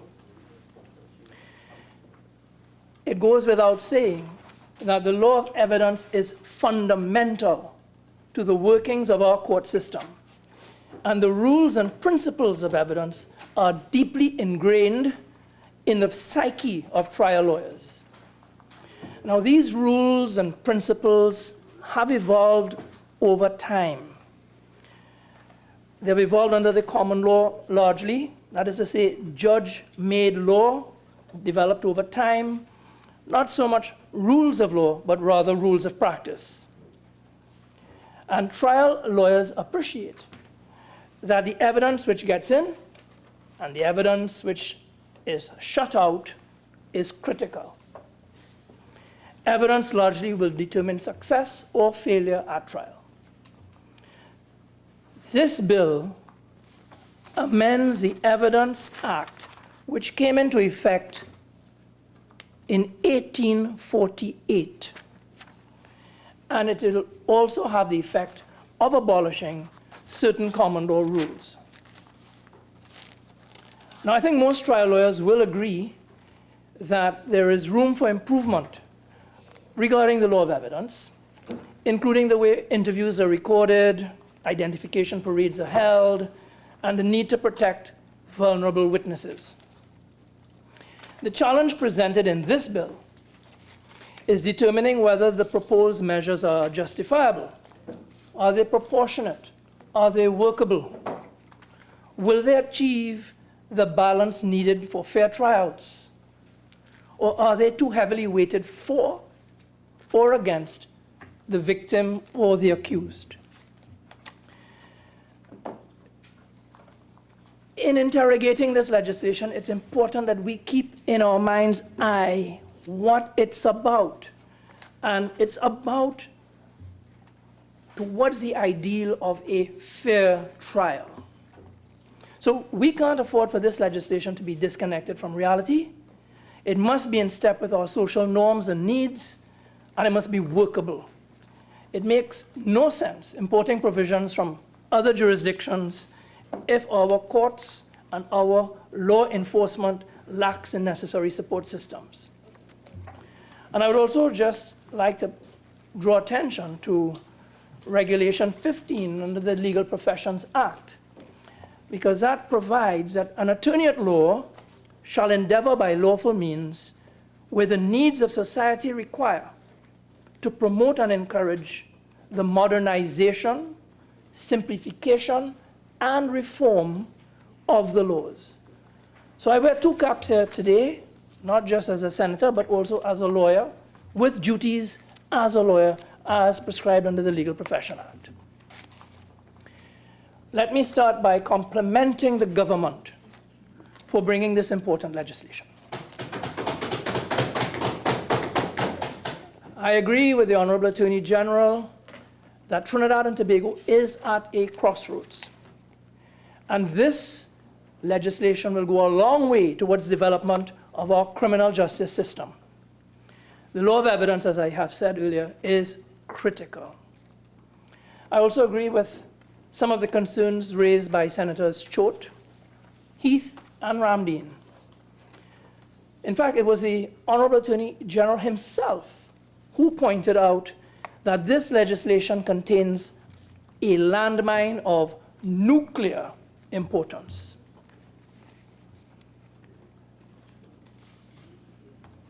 I think right now we're at a state in our country where it's a case of all hands on deck. Now, what does all hands on deck mean? All hands on deck arises when ships at sea are in a perilous situation, usually stormy weather. And I think for most citizens, they will agree that we are in the midst of a crime storm. They're looking to the powers that be to help individually and collectively, however we can, to resolve this situation. So we need all hands on deck to solve the crime situation. It cannot be left to the government alone.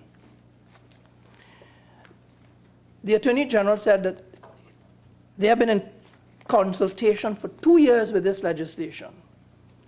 He wrote to all stakeholders and only got some comments from a few. I'm quite frankly, I'm disappointed by the tepid and lackluster approach on the part of certain key stakeholders. I'm going to recommend that this bill go to a select committee, but I do feel, with or without the select committee, we cannot dither on this. We do need to push this legislation forward. It's our responsibility as parliamentarians. I also agree with... Through you, Madam President, I think it's an opportunity to indicate that the government intends to take this bill to a special select committee of the Senate. Well, thank you, Minister. That makes my task a lot easier, because I was going to try to persuade on that point.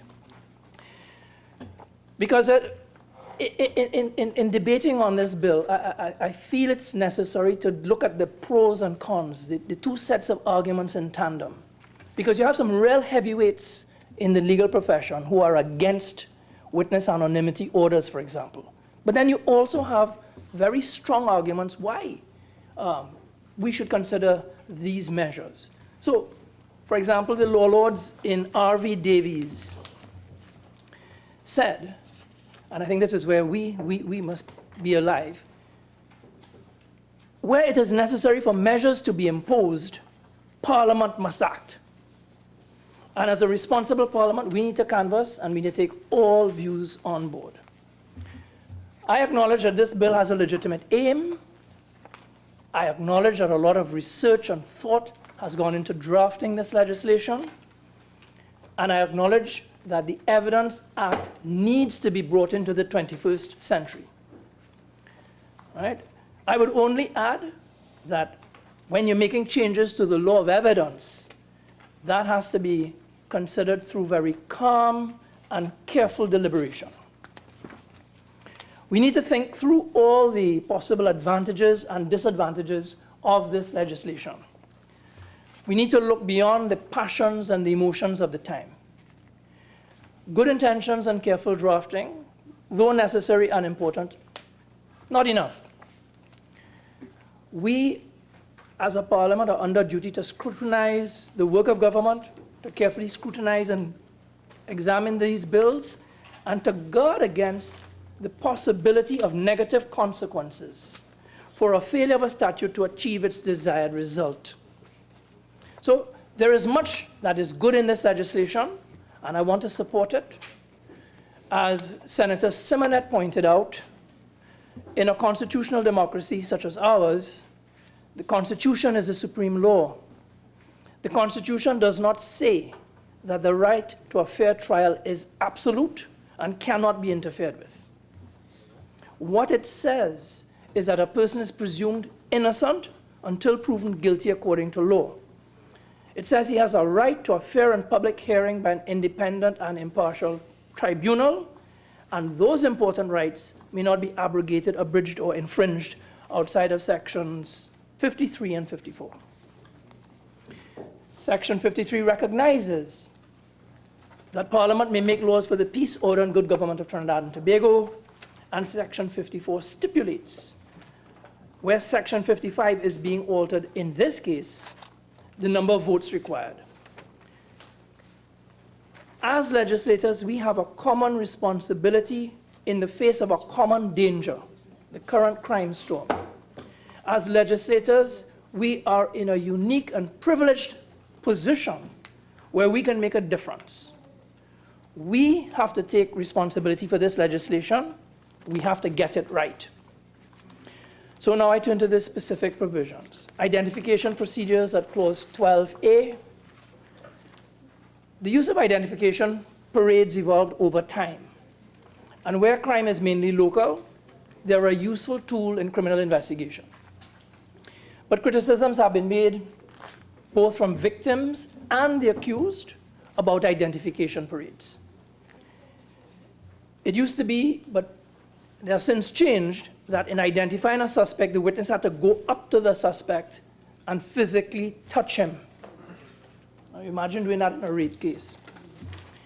That requirement was used by career criminals, usually burglars who would rape their victims with the motive of psychologically immobilizing them from going to testify in a court, because the witness would be too afraid and too embarrassed to physically confront her attacker in an ID parade. That practice was both inhumane and unworkable. Now the accused. There have been complaints about innocent persons whose wrongful convictions stemmed from unfair ID parades, where the police improperly prompted or otherwise influenced the witness to go with a particular suspect, where other members of the lineup parade were so dissimilar that the suspect stood out like a sore thumb. So, for example, in the case of Daniel Charles against his state, and that was a decision of Her Excellency the President when she was a Court of Appeal judge, according to the accused, everyone else on the ID parade wore dark-colored jerseys and jeans, but he was dressed all in white, a white jersey and a white pants. There's also been a lot of research about the inherent weaknesses and problems associated with fleeting glances, faulty memories, and problems with perception. So I am not a fan of ID parades at all, especially today where you have DNA evidence and other forensic evidence available, and where photographic evidence is ubiquitous, whether through CCTV or mobile phones or other forms of social media. So I regard the improvements brought under this legislation in respect of identification procedures as a positive development. Clause 12A requires the witness to give a description of the suspect before participating in any identification procedures. That recorded description will include distance, weather conditions, the time of sighting, and other relevant particulars. Well, these will certainly aid in the investigation and will mitigate against selective or improved memory as one gets closer to trial. A witness's first description is a very useful anchor because people can get confused when they watch people in a lineup or they watch plenty of different pictures. Clause 12K provides that the parade lineup should include persons who resemble the suspect, as far as possible in terms of race, age, height, and general appearance. Clause 12C makes clear that an identification procedure need not be conducted where it is not practicable to hold one, where it's not disputed that the suspect is already well known to the witness, where the eyewitness merely describes a piece of clothing or provides an insufficient description of the person he claims to have seen, or where the identification procedure would serve no useful purpose in proving or disproving the suspect was involved in committing the offense. I want to agree with Senator Sobers about JPs. If they're going to be used as a safeguard for suspects who do not have a lawyer or representative, then I would strongly recommend that JPs should have a proper and appropriate investigative training. On the issue of ID parades, I would say the bill favors the accused to the extent that it mitigates against the police doing or saying anything that persuades or influences the witness to identify the subject they prefer. So, very positive step forward. Interviews and oral admissions, clause 12Q. Well, I love English detective shows. And I'm always impressed when you see them doing their police interview and they put on the recording, you know. Clause 12Q requires the investigative officer to record the interview of any person suspected of or charged with committing an offense, preferably by video recording where possible. So I don't see how anyone can seriously object to the proper use of technology in police investigations and the conduct of court proceedings. The courts should not be denied the advantage of readily available technology. Recordings of interrogations of suspects at police stations should be routine.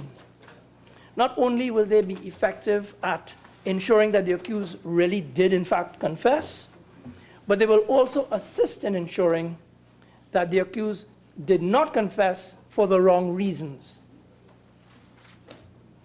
Clause 12R requires recorded interviews to be properly logged, registered, and kept safe. Well, this is in keeping with admissibility requirements. The prosecution must be able to prove the accuracy of the record, the voices are properly identified, the chain of custody, that the recording is authentic and original, it is not a fake, and it has not otherwise been interfered with. A proper record of all verbal transactions between police and suspect will certainly reduce the possibility or the scope for factual dispute between them at trial. Recordings will also enable the jury to decide whether the accused did confess and will assist the judge in determining factual issues relevant to admissibility. 12S is geared towards ensuring that the recording machine was switched on and working at all material times. A problem I anticipate is how to edit out of the recording inadmissible or irrelevant material. Now, I guess that would have to be negotiated between the prosecution and the defense, failing which that matter would have to probably be resolved by the court. 12Y6 refers to the audiovisual recording rules. They're detailed and they're helpful. So I think we also need to look at the rules in conjunction with the legislation. Now, these provisions, of course, assume that there will be workable recording machines at the police stations and that they will be of good quality. I note the Attorney General had indicated that the Trinidad and Tobago Police Service has, I believe, 20 rooms equipped with audiovisual facilities. I hope that these are used and that they will be maintained. Closed circuit television, clause 12A1. Well, CCTV is everywhere. It's in shops, it's at homes, it's at the traffic lights. So by making CCTV evidence available and admissible as evidence, we are helping both prosecution and we are helping the defense. The use of recordings will be a great aid and convenience to the finders of fact, the judge and jury. They can also be played over and over again. But what about video evidence via mobile devices? These are equally ubiquitous. Will these be admissible? Perhaps you can get some guidelines to assist in determining authenticity and credibility. Video links, well, as Senator Sobers pointed out, this is becoming quite routine in the civil courts. Clause 12AD allows the court to issue a special measure direction for a vulnerable witness to give evidence by means of a video link. The courts are routinely using video link technology, but there are some points of legal and practical interest. One has to weigh the balance of inconvenience and cost as against prejudice to the parties.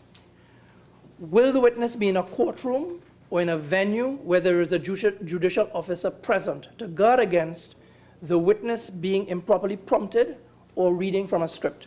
I had a situation once where it was a family court matter, and the witness wanted to give evidence in her lawyer's chambers in Canada. And we had real problems accepting that proposition. I think once you're having those kind of linkages, you got to make sure that there's some independent judicial officer present to ensure that the rules of evidence have been observed and probity. And now we come to the big ticket. Witness anonymity orders.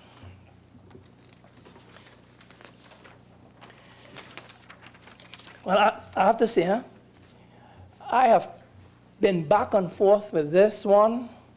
When this debate first came up, I was dead against witness anonymity orders. But I have been reflecting on it over time. and now I'm less sure. I can actually see the need for witness anonymity orders. My concern is that they do not become commonplace and routine, that they're really used in very specific circumstances. But it goes against the grain of criminal law practitioners, I want to tell you. From ancient times, the Roman Emperor Trajan said, anonymous accusations must not be admitted in evidence against anyone, as it is introducing a dangerous precedent and out of accord with the spirit of our times. That was in 112 AD. Henry Charles Lear, 1887, A History of the Inquisition. Yet evil as was all this, the crowning infamy of the Inquisition in its treatment of testimony was withholding from the accused all knowledge of the names of the witnesses against him. So, witness anonymity, as I say, goes against the grain. And it has been condemned as a fundamental breach of the right to fair trial. But on the other hand, while the accused has a general right to ascertain the true and complete identity of prosecution witnesses, that right is not absolute. That right may be curtailed in certain respects where the prosecution can demonstrate that full disclosure would endanger the personal safety of the witness. So there is a balance to be struck, a balance between satisfying the strong public interest in prosecuting serious criminals and ensuring open justice and fair trials. Now, I think ultimately it's going to fall to our courts to resolve the issue by weighing the possible harm to defense from non-disclosure against the risk to witnesses from disclosure. And they will probably have to do a modern judge's rules type of thing. And I'm going to say a little bit more about that and the need for what I think is judicial activism. But let me just put on the record that two legal heavyweights, Lord Diplock and the Gardner Commission, concluded that witness anonymity was inconsistent with any procedure appropriate to trial by judicial process in a court of law. And so their conclusions warrant substantial weight in any consideration of witness anonymity. R.V. Taylor, the leading British authority on witness anonymity, encourages trial judges to undertake a balancing exercise, but it does not oblige them to do so. And the practical reality is that the risk of unfairness to the accused is played down or dismissed as hypothetical. Amnesty International has concluded that anonymity is an illusory method of protecting victims and witnesses. So there are a lot of voices against it. Now, I work in mind maps, and I created this little spectrum, which I'm going to try and see if I could make sense out of my nonsense. On the one hand, it's a pivotal issue, how to keep witnesses safe and still give the accused a fair trial. And you have on the one hand, it's immutable in our jurisprudence. This will abolish the existing common law rules. Lord Diplock, Jeffrey Robertson, the Gardner Commission, all against it. The defendant has a right to face his accuser as part of due process. And they ask, how would you like to be faced with accusations and complaints from an anonymous accuser? How can you get at motivation? How could you test veracity?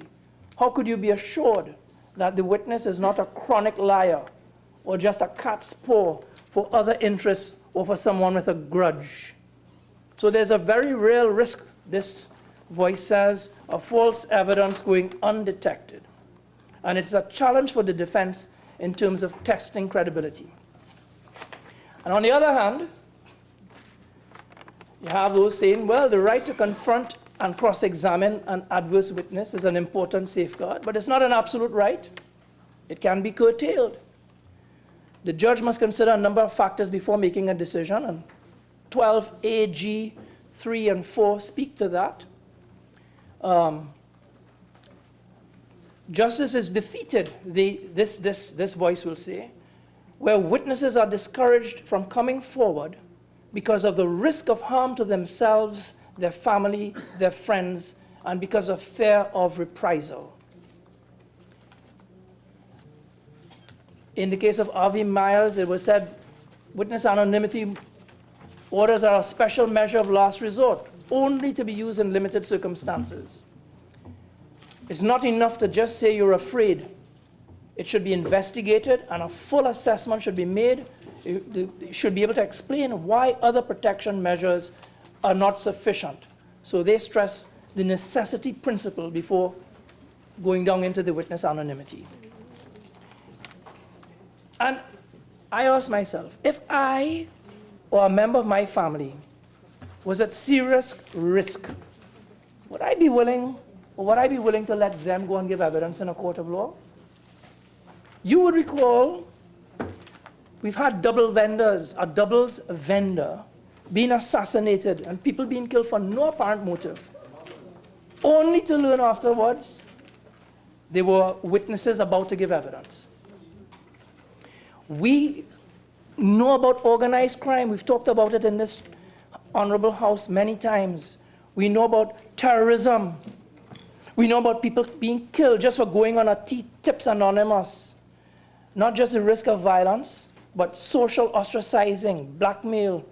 We live in a small island. Nothing is ever kept confidential. Things are always being leaked. We have seen problems with witness protection. So, in the UK, the witness anonymity order was born out of terrorism, in particular the IRA. But it is relevant to Trinidad and Tobago, and so I don't dismiss it out of hand. It is certainly something we need to consider. I think there's a place for it. My concern really is that it does not become a routine mechanism. So I come back to it. How to keep witnesses safe and still give the accused a fair trial? Does the legislation achieve a fair balance? Are there other options that we can consider, that we can adjust or ramp up depending on the circumstances? Parliament is the proper body to make these changes and to devise an appropriate system which envisages a fair trial. I recognize that the integrity of the judicial process is at stake. The court will refine the law, but it falls to us to navigate the storm we're in. I know it goes against the grain. I accept what those who warn us about it are saying. I accept about the concern about the risk of witness anonymity orders sliding towards being a routine instead of an exceptional measure. It should not become a normal feature. But I do think it's not something to just write off. So in conclusion, I want to support this legislation. There is much to commend it. I understand what happens on the street to snitches and the need for witness anonymity orders. But I also understand that the integrity of judicial process is at stake in this legislation. Right? And with those few words, I thank you. Senator De Freitas. Thank you, Madam President, for the opportunity to contribute to the bill that is engaging the attention of this Honorable House, which is the Evidence Amendment Act 2019, Chapter 702. Let me state from the outset, and before offering my viewpoint and observations, that I must join with Senator Vera and go further to commend the Attorney General and his team for this piece of legislation that is before us. Madam President, from my layman's perspective, the bill that is before us is a robust piece of legislation that continues the analytical and structured approach to crime fighting, although legislatively, that the Attorney General has embarked on since 2015. If you would permit me for a brief moment just to create the context from which I draw my conclusion. It is not that Trinidad and Tobago is without a crime-fighting system. That has not been the case. But like any system, Madam President, there's a requirement through checks and balancing to update, maintain, and manage the system as time passes. Senator Vera would have spoken to the age of the original act of this piece of legislation that we are trying to amend today. So that speaks to the idea of upgrading this system.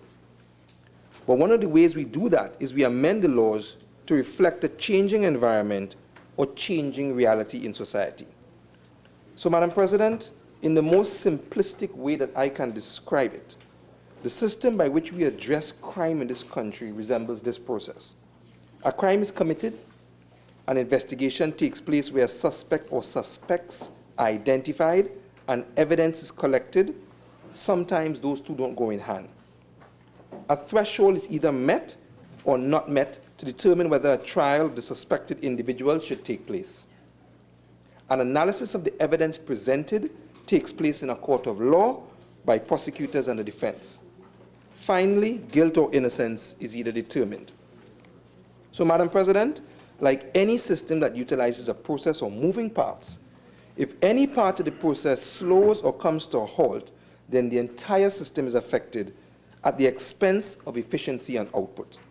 In this case, the output is the ability to treat with crime, and the effect is an increase in crime-related activities and, well, social chaos. From the get-go, the Attorney General indicated to this chamber and in the other place as well, and also in the public domain, that there was no shortage of analysis of the system. We know what's wrong, but analysis without action does not solve the problem. As the AG likes to say, it's analysis paralysis. So, Madam President, action had to be taken.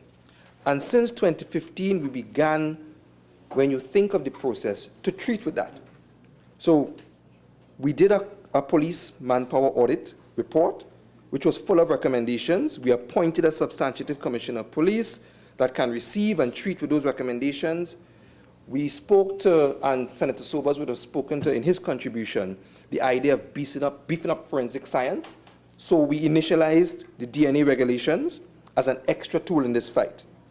But from the standpoint, and on the other side of the equation, which is judiciary, we dealt with the inefficiencies and the backlog there. So we dealt with judge-only legislation, plea bargaining. We increased the number of judges and magistrates. We revamped how traffic violations are dealt with. And today, Madam President, we deal with one thing that bridges the process from the time the TTPS realizes that there's a crime to the time where the judiciary makes a decision, and that is evidence.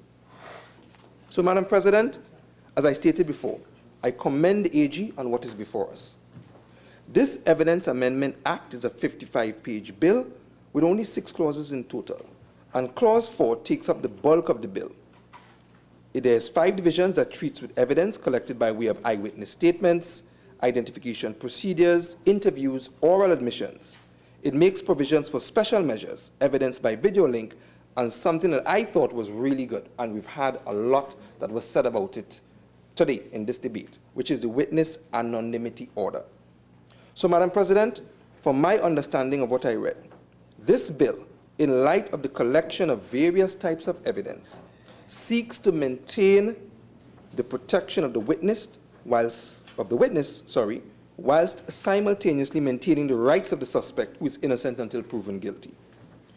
Through the use of this due process, as I go through the logistics of what is proposed, you will hear of the checks and balances put in place to ensure due process is taking place and the rights of both individuals are protected as I outlined.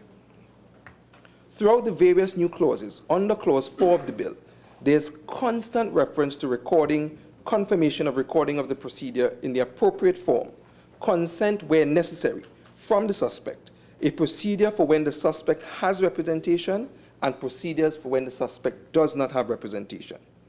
Procedures requiring the suspect to confirm what has taken place, as well as procedures for recording when the suspect originally gives and then removes consent. So, Madam President, under Clause 4, Division 2, Subclause 12, The bill treats with the identification procedures, of which there are 5 in total, and they are listed in order of priority. And I'm not going to read them out because several senators would have gone through that process before. And so, Madam President, other senators would have also spoken to several procedures within the bill put forward.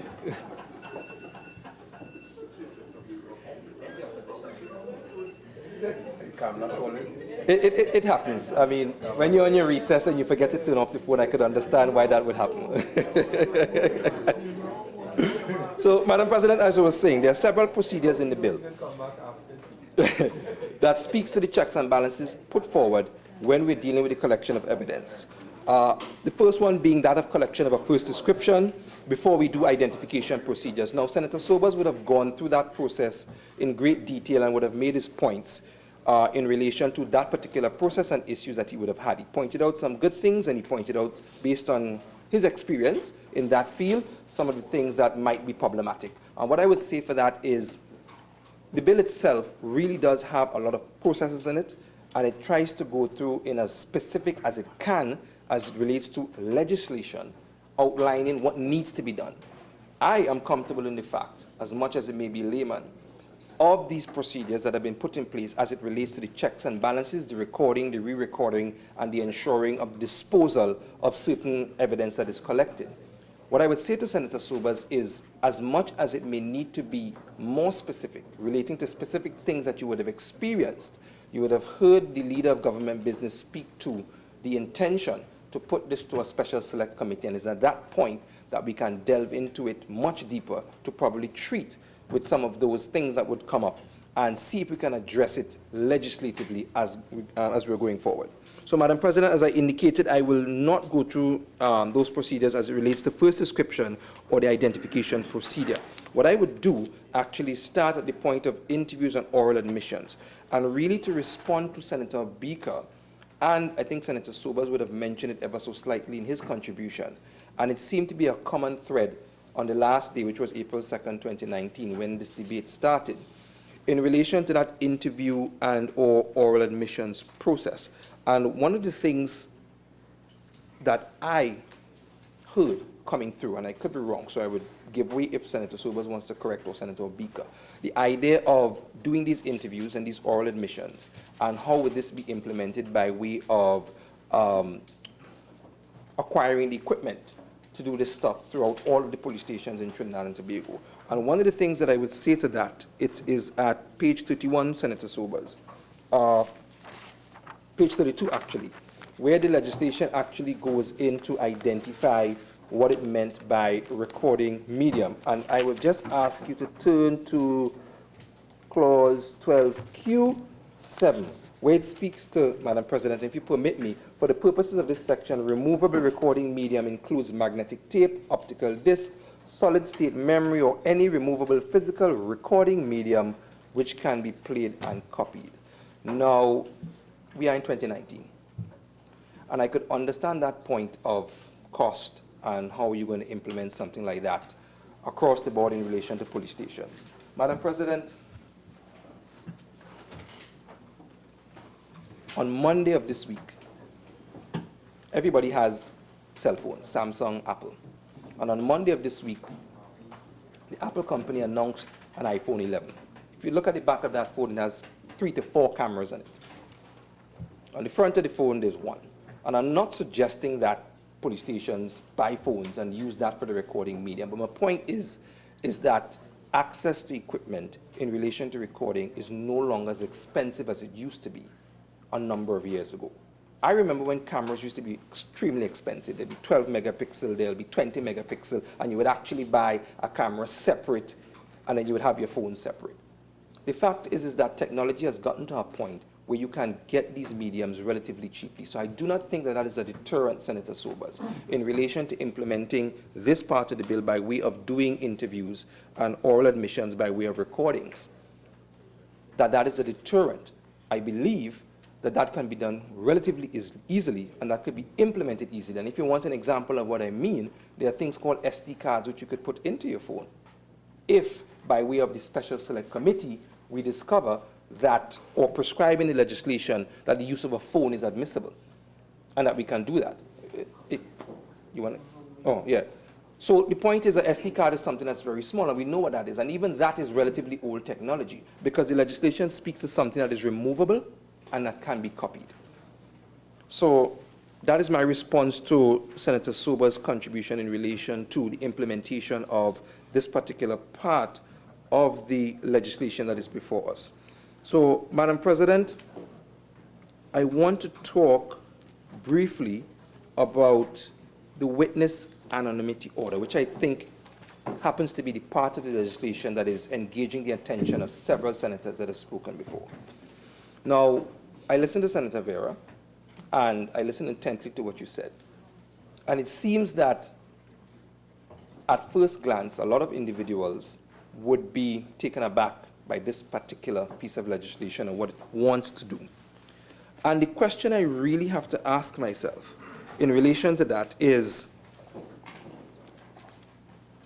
the mischief that the witness anonymity order is trying to deal with is threats to witnesses. We know in Trinidad and Tobago, we've seen it, it's littered all over the media. I don't need to read out newspaper articles. We know that witnesses do lose their life in relation to cases in Trinidad and Tobago. That's a fact. As a matter of fact, I don't even need to go into any newspaper articles. There is another program that exists in Trinidad and Tobago right now that tries to treat with that issue. It's called the Witness Protection Program. So obviously, within our judicial system, there is a program that tries to treat with the idea of witnesses being threatened because of their involvement in a particular case. And therefore, if there is a need for a witness protection program, then definitely there's a need for a witness anonymity order that tries to do the very same thing. And I did not hear anybody talk about that. And if you want to take it even further, there were several questions, either through urgent questions or through other means or parliamentary processes that spoke to the cost of the witness protection program in Trinidad and Tobago. And I remember the Attorney General speaking to that and indicating, regardless, the need for such a program. But yet we have now an opportunity in this legislation before us to add another level to protecting witnesses that may not cost as much, because if at the point of executing the case in the judicial system, you are able to protect the witness, then you may find that you do not need to put individuals in the witness protection program, therefore incurring that cost, if you can. So, Madam President, when you look at the legislation that is before us and the witness anonymity order, one of the other things that was said, and I think it's Senator Beaker that said it, and he was alluding to the fact that there are instances where you may have a witness who might not be truthful. And therefore, that could be a deterrent to implementing this order. And my understanding of the legislation before us, being as robust as it is put forward by the Attorney General, is that it is by the order of the court or by assessment of the court. And to me, when I hear assessment of the court, I'm thinking the judge, who is an individual tasked with determining guilt or innocence in the first place, and therefore is not an individual inclined to be fooled very easily. And therefore, if that person is tasked with determining whether this order is necessary, then by all means, I believe that they will follow a due process. But even so, in this piece of legislation that is before us, that due process is laid out. It is actually specified in 12AA to 12AH exactly what conditions would satisfy that order. And even if by some fluke, Senator Beaker, somebody was able to, let's say, fool the judge, there's provisions in the legislation that that order could be revoked. So the way I see it, Madam President, is that there's absolutely no reason why this witness anonymity order shouldn't be implemented as part of the legislation. There are enough checks and balances here, and if you go to page 41, you'll see them, and I will just go through them quickly. Madam President, 12AA 2B the quality of the evidence given by the witness is likely to be diminished by reason or fear of or distress on the part of the witness in connection with testifying in the proceedings. And that is before issuing a special measure direction, the court shall be satisfied. So it lays out the criteria by which the court, vis-a-vis the judge, will determine as to whether a witness anonymity order should be given. And it's not, to me, something that could be abused by, let's say, a prosecutor. I don't get that from what's in front of us here. So to me, it seems as though everything will be taken care of. And if you go right to certain parts of this legislation, it speaks to the revocation of that order, Madam President. And that to me says that even if somebody was able to get through and was able to have this order given, and it is discovered later, as Senator Obika indicated as he spoke to a case involving the Honorable Leader of Government Business in the past, then that could be brought to the attention of the judge and that order could be revoked. So in terms of encroaching upon the right of the accused to face the accuser, to me, in my humble and layman's perspective, it does not seem as though that is encroached upon, given that there are several instances where the court takes into account that right, the very same right to loss of liberty and freedom, in terms of a judgment that could take away that freedom that the court is responsible for, and it makes that assessment and determines whether this order is necessary. And where the court thinks that it may have made a mistake, can then subsequently revoke that order. So, Madam President, to me, as I indicated, the argument put forward by senators with the concern, I think, is not necessarily, and I don't want to say unfounded. I think it's just a matter of trepidation in relation to the fact that someone could accuse someone and you don't know who that person is doing the accusing. But the fact of the matter is, I think a lot has been thought out in that process. I think that that's actually a special process to me, because the actual legislation does speak to the use of other forms of protecting the witness, either by video link, either by screen, before you even consider the witness anonymity order. And therefore, to me, as put forward by the legislation, comes forward as a last resort. And if there is need for a witness protection program, then there's definitely a need for a witness anonymity order. So, Madam President, as I indicated, this bill is robust. It attempts to balance the rights of both witnesses and suspect whilst following due process. It is another piece of legislation which, when added to the others, can only strengthen the system that is already in place to treat with crime. And therefore, all that remains to be said is to tell the Attorney General, in this fight, by God's will, may you continue to act with his blessings and move with God's speed. With those few words, Madam President, I thank you. Senator Haynes. Thank you, Madam President, for recognizing me as I join in this debate and act to amend the Evidence Act, Chapter 702. Madam President, as I join this debate after Senator De Freitas, I just want to quickly contextualize what I intend to do here in my presentation today.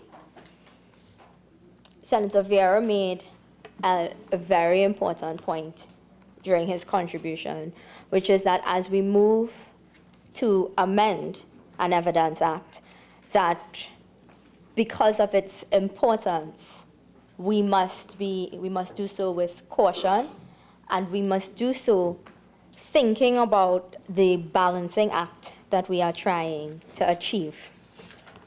And I listened to Senator De Freitas as the senator outlined the previous pieces of legislation that the Attorney General has brought to this House, and that it was all designed as a package to assist in our fight against crime, and that is the national fight against crime.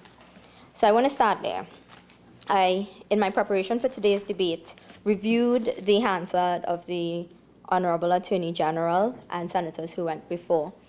And my approach would be somewhat academic, because that is how I process the information that is in front of me. And the key words that Senator De Freitas used was that this is in part of a package of legislation to deal with crime. And so therefore, I too reflected on the package of legislation that was put before us.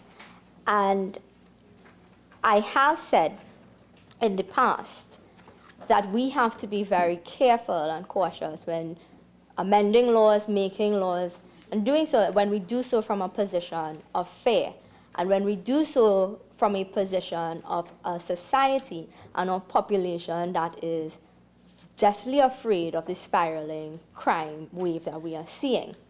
Because what we're doing is creating laws and creating systems, and if we weaponize our fear, and we will tilt the balancing act, and therefore our justice system would not do what it is intended to do and serve the purpose that it is intended to serve. And as I approached this particular piece of legislation, I went through a number of papers, and the idea was the protection of the anonymous witness versus the right of the defense for a fair trial. And Madam President, I think that is where I understood where Senator De Freitas was coming from. And I understood the points that he was trying to make in terms of if there's a need for a witness protection program, this is a logical next step to follow. But you cannot now divorce yourself, no matter how fearful we are as a society, and no matter how much we know that everybody in the population wants us to act and act decisively in terms of crime, that there must still be consideration for the rule of law, the right to a fair trial, and all of these things that seem to be lofty ideals rather than part of our day-to-day reality because we are so fearful. And I started again by thinking about what is the problem we're trying to solve here with this legislation, with this act to amend the Evidence Act. What is the problem we're trying to solve?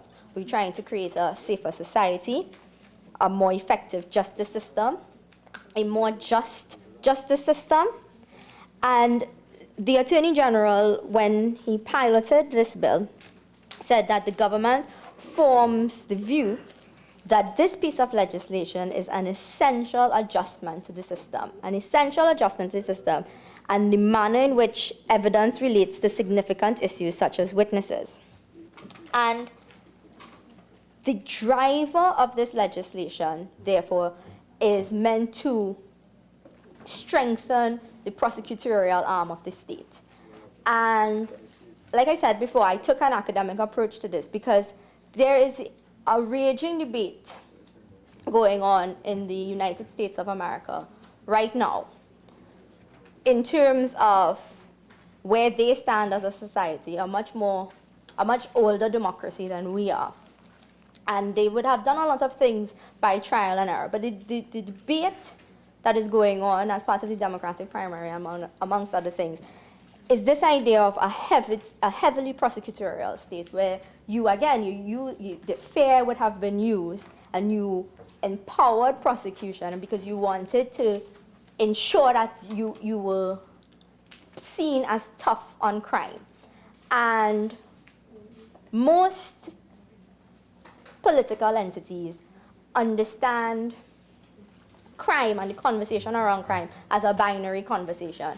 Either you are tough on crime or you're not. Either you stand with us on this or you're standing for criminals. And I think that conversation and that angle toward taking the conversation along that angle is a dangerous rhetoric because we stand here, I think, primarily, well, not I think, I know, primarily as legislators and to look at the law, as Senator Vera urged, from a very sober, a rational, and logical point of view.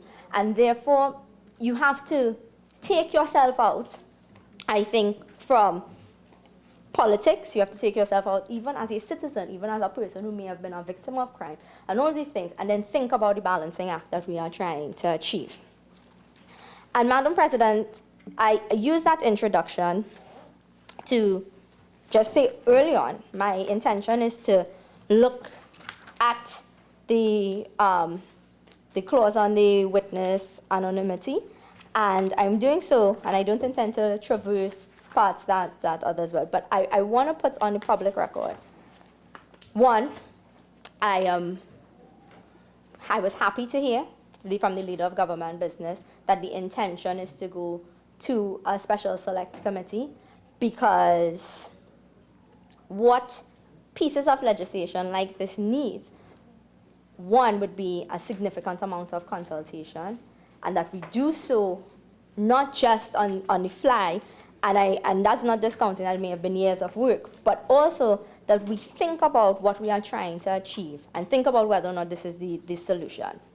And Senator De Freitas, like I said, spoke about the pieces of legislation that was previously brought to the House, and that got me to thinking about the space in the United States right now. Because as you are talking, the reason so many people right now are fearful about witness anonymity, Madam President, it's because of the pieces of legislation that we've seen coming before.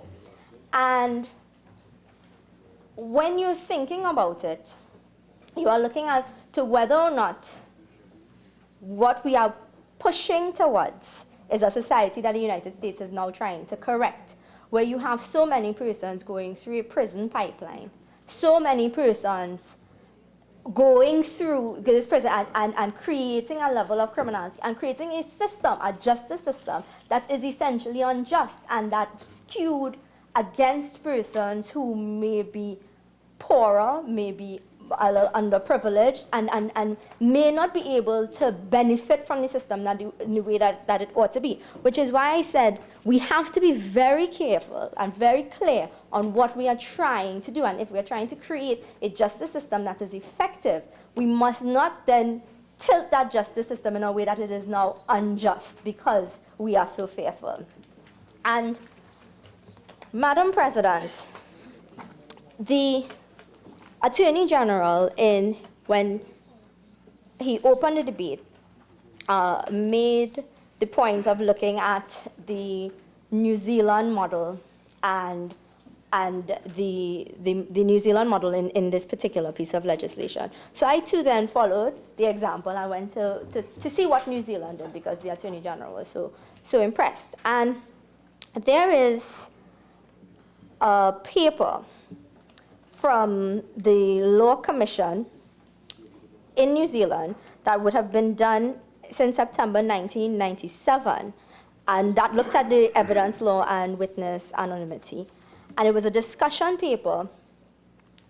It was a discussion paper that was created and then put out for public discourse and public discussion. And I think when you are looking at fundamental changes, and I, again, understand the idea of analysis paralysis and when are we going to act, but there are certain fundamental changes, Madam President, certain fundamental changes that you have to allow for that wider area of consultation and that wider area, and that you would benefit from more thoughts and more diverse opinions coming into there, because it is such a fundamental shift. And I listened to Senator Vieira as he said, you know, he grappled with whether or not you can be for or against, and that he started off as being strongly against. And I think that's a lot of us, because a lot of people looking on at this debate would be listening to us saying, don't protect criminals, forgetting that all persons who are accused aren't in fact criminals, and therefore that's the whole point of the justice system.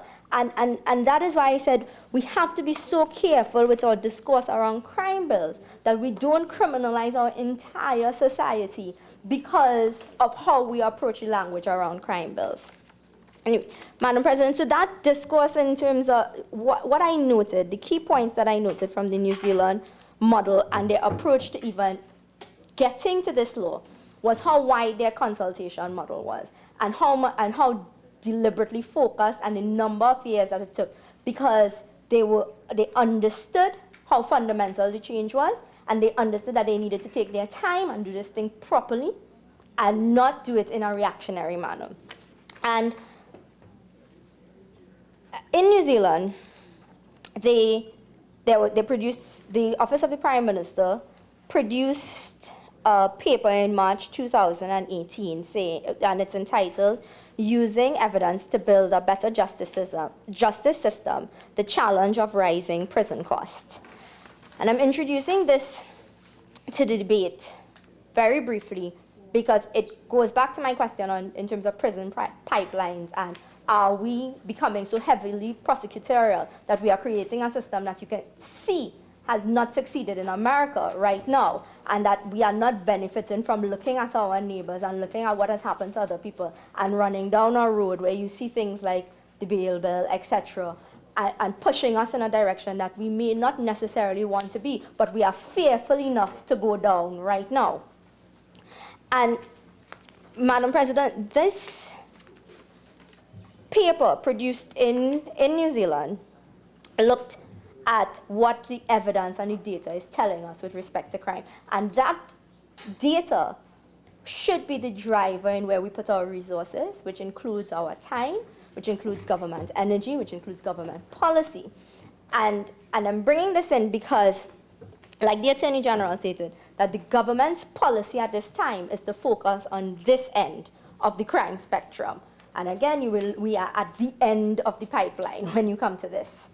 Well, for the Evidence Act, we are somewhere in the middle.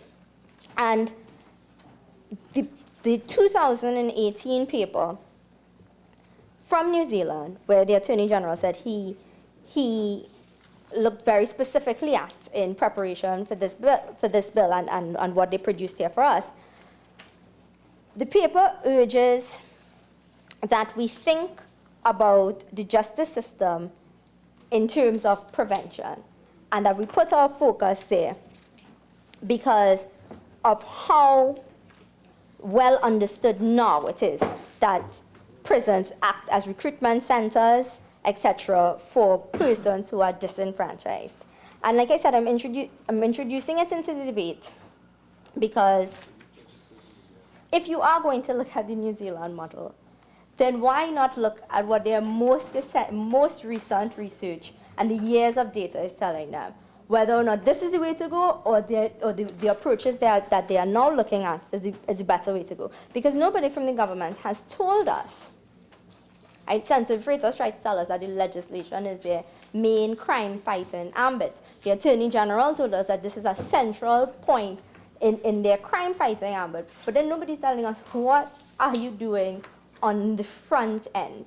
And that, I think, is an important conversation. What are you doing in terms of prevention and fixing the system in a way that we aren't pushing people through the system? We aren't looking at what, anonymous witnesses and etc., but we are making our society essentially safer. And those discussions, listen, if anybody from the government came forward with a coherent and cohesive prevention policy and plan, I have no doubt that they will get support. But they haven't done that. It hasn't been done at any point in time. And we keep getting legislation after legislation telling us the population is afraid, people are dying, etc. And we have to do this, we have to do it now. And if we don't act now, more people will die, blood is on your hands. And that is an essentially destructive conversation around everything. And so I wanted to... Senator Haynes, if I may. Honourable Senators, at this juncture, we will suspend the sitting and return at 5 p.m.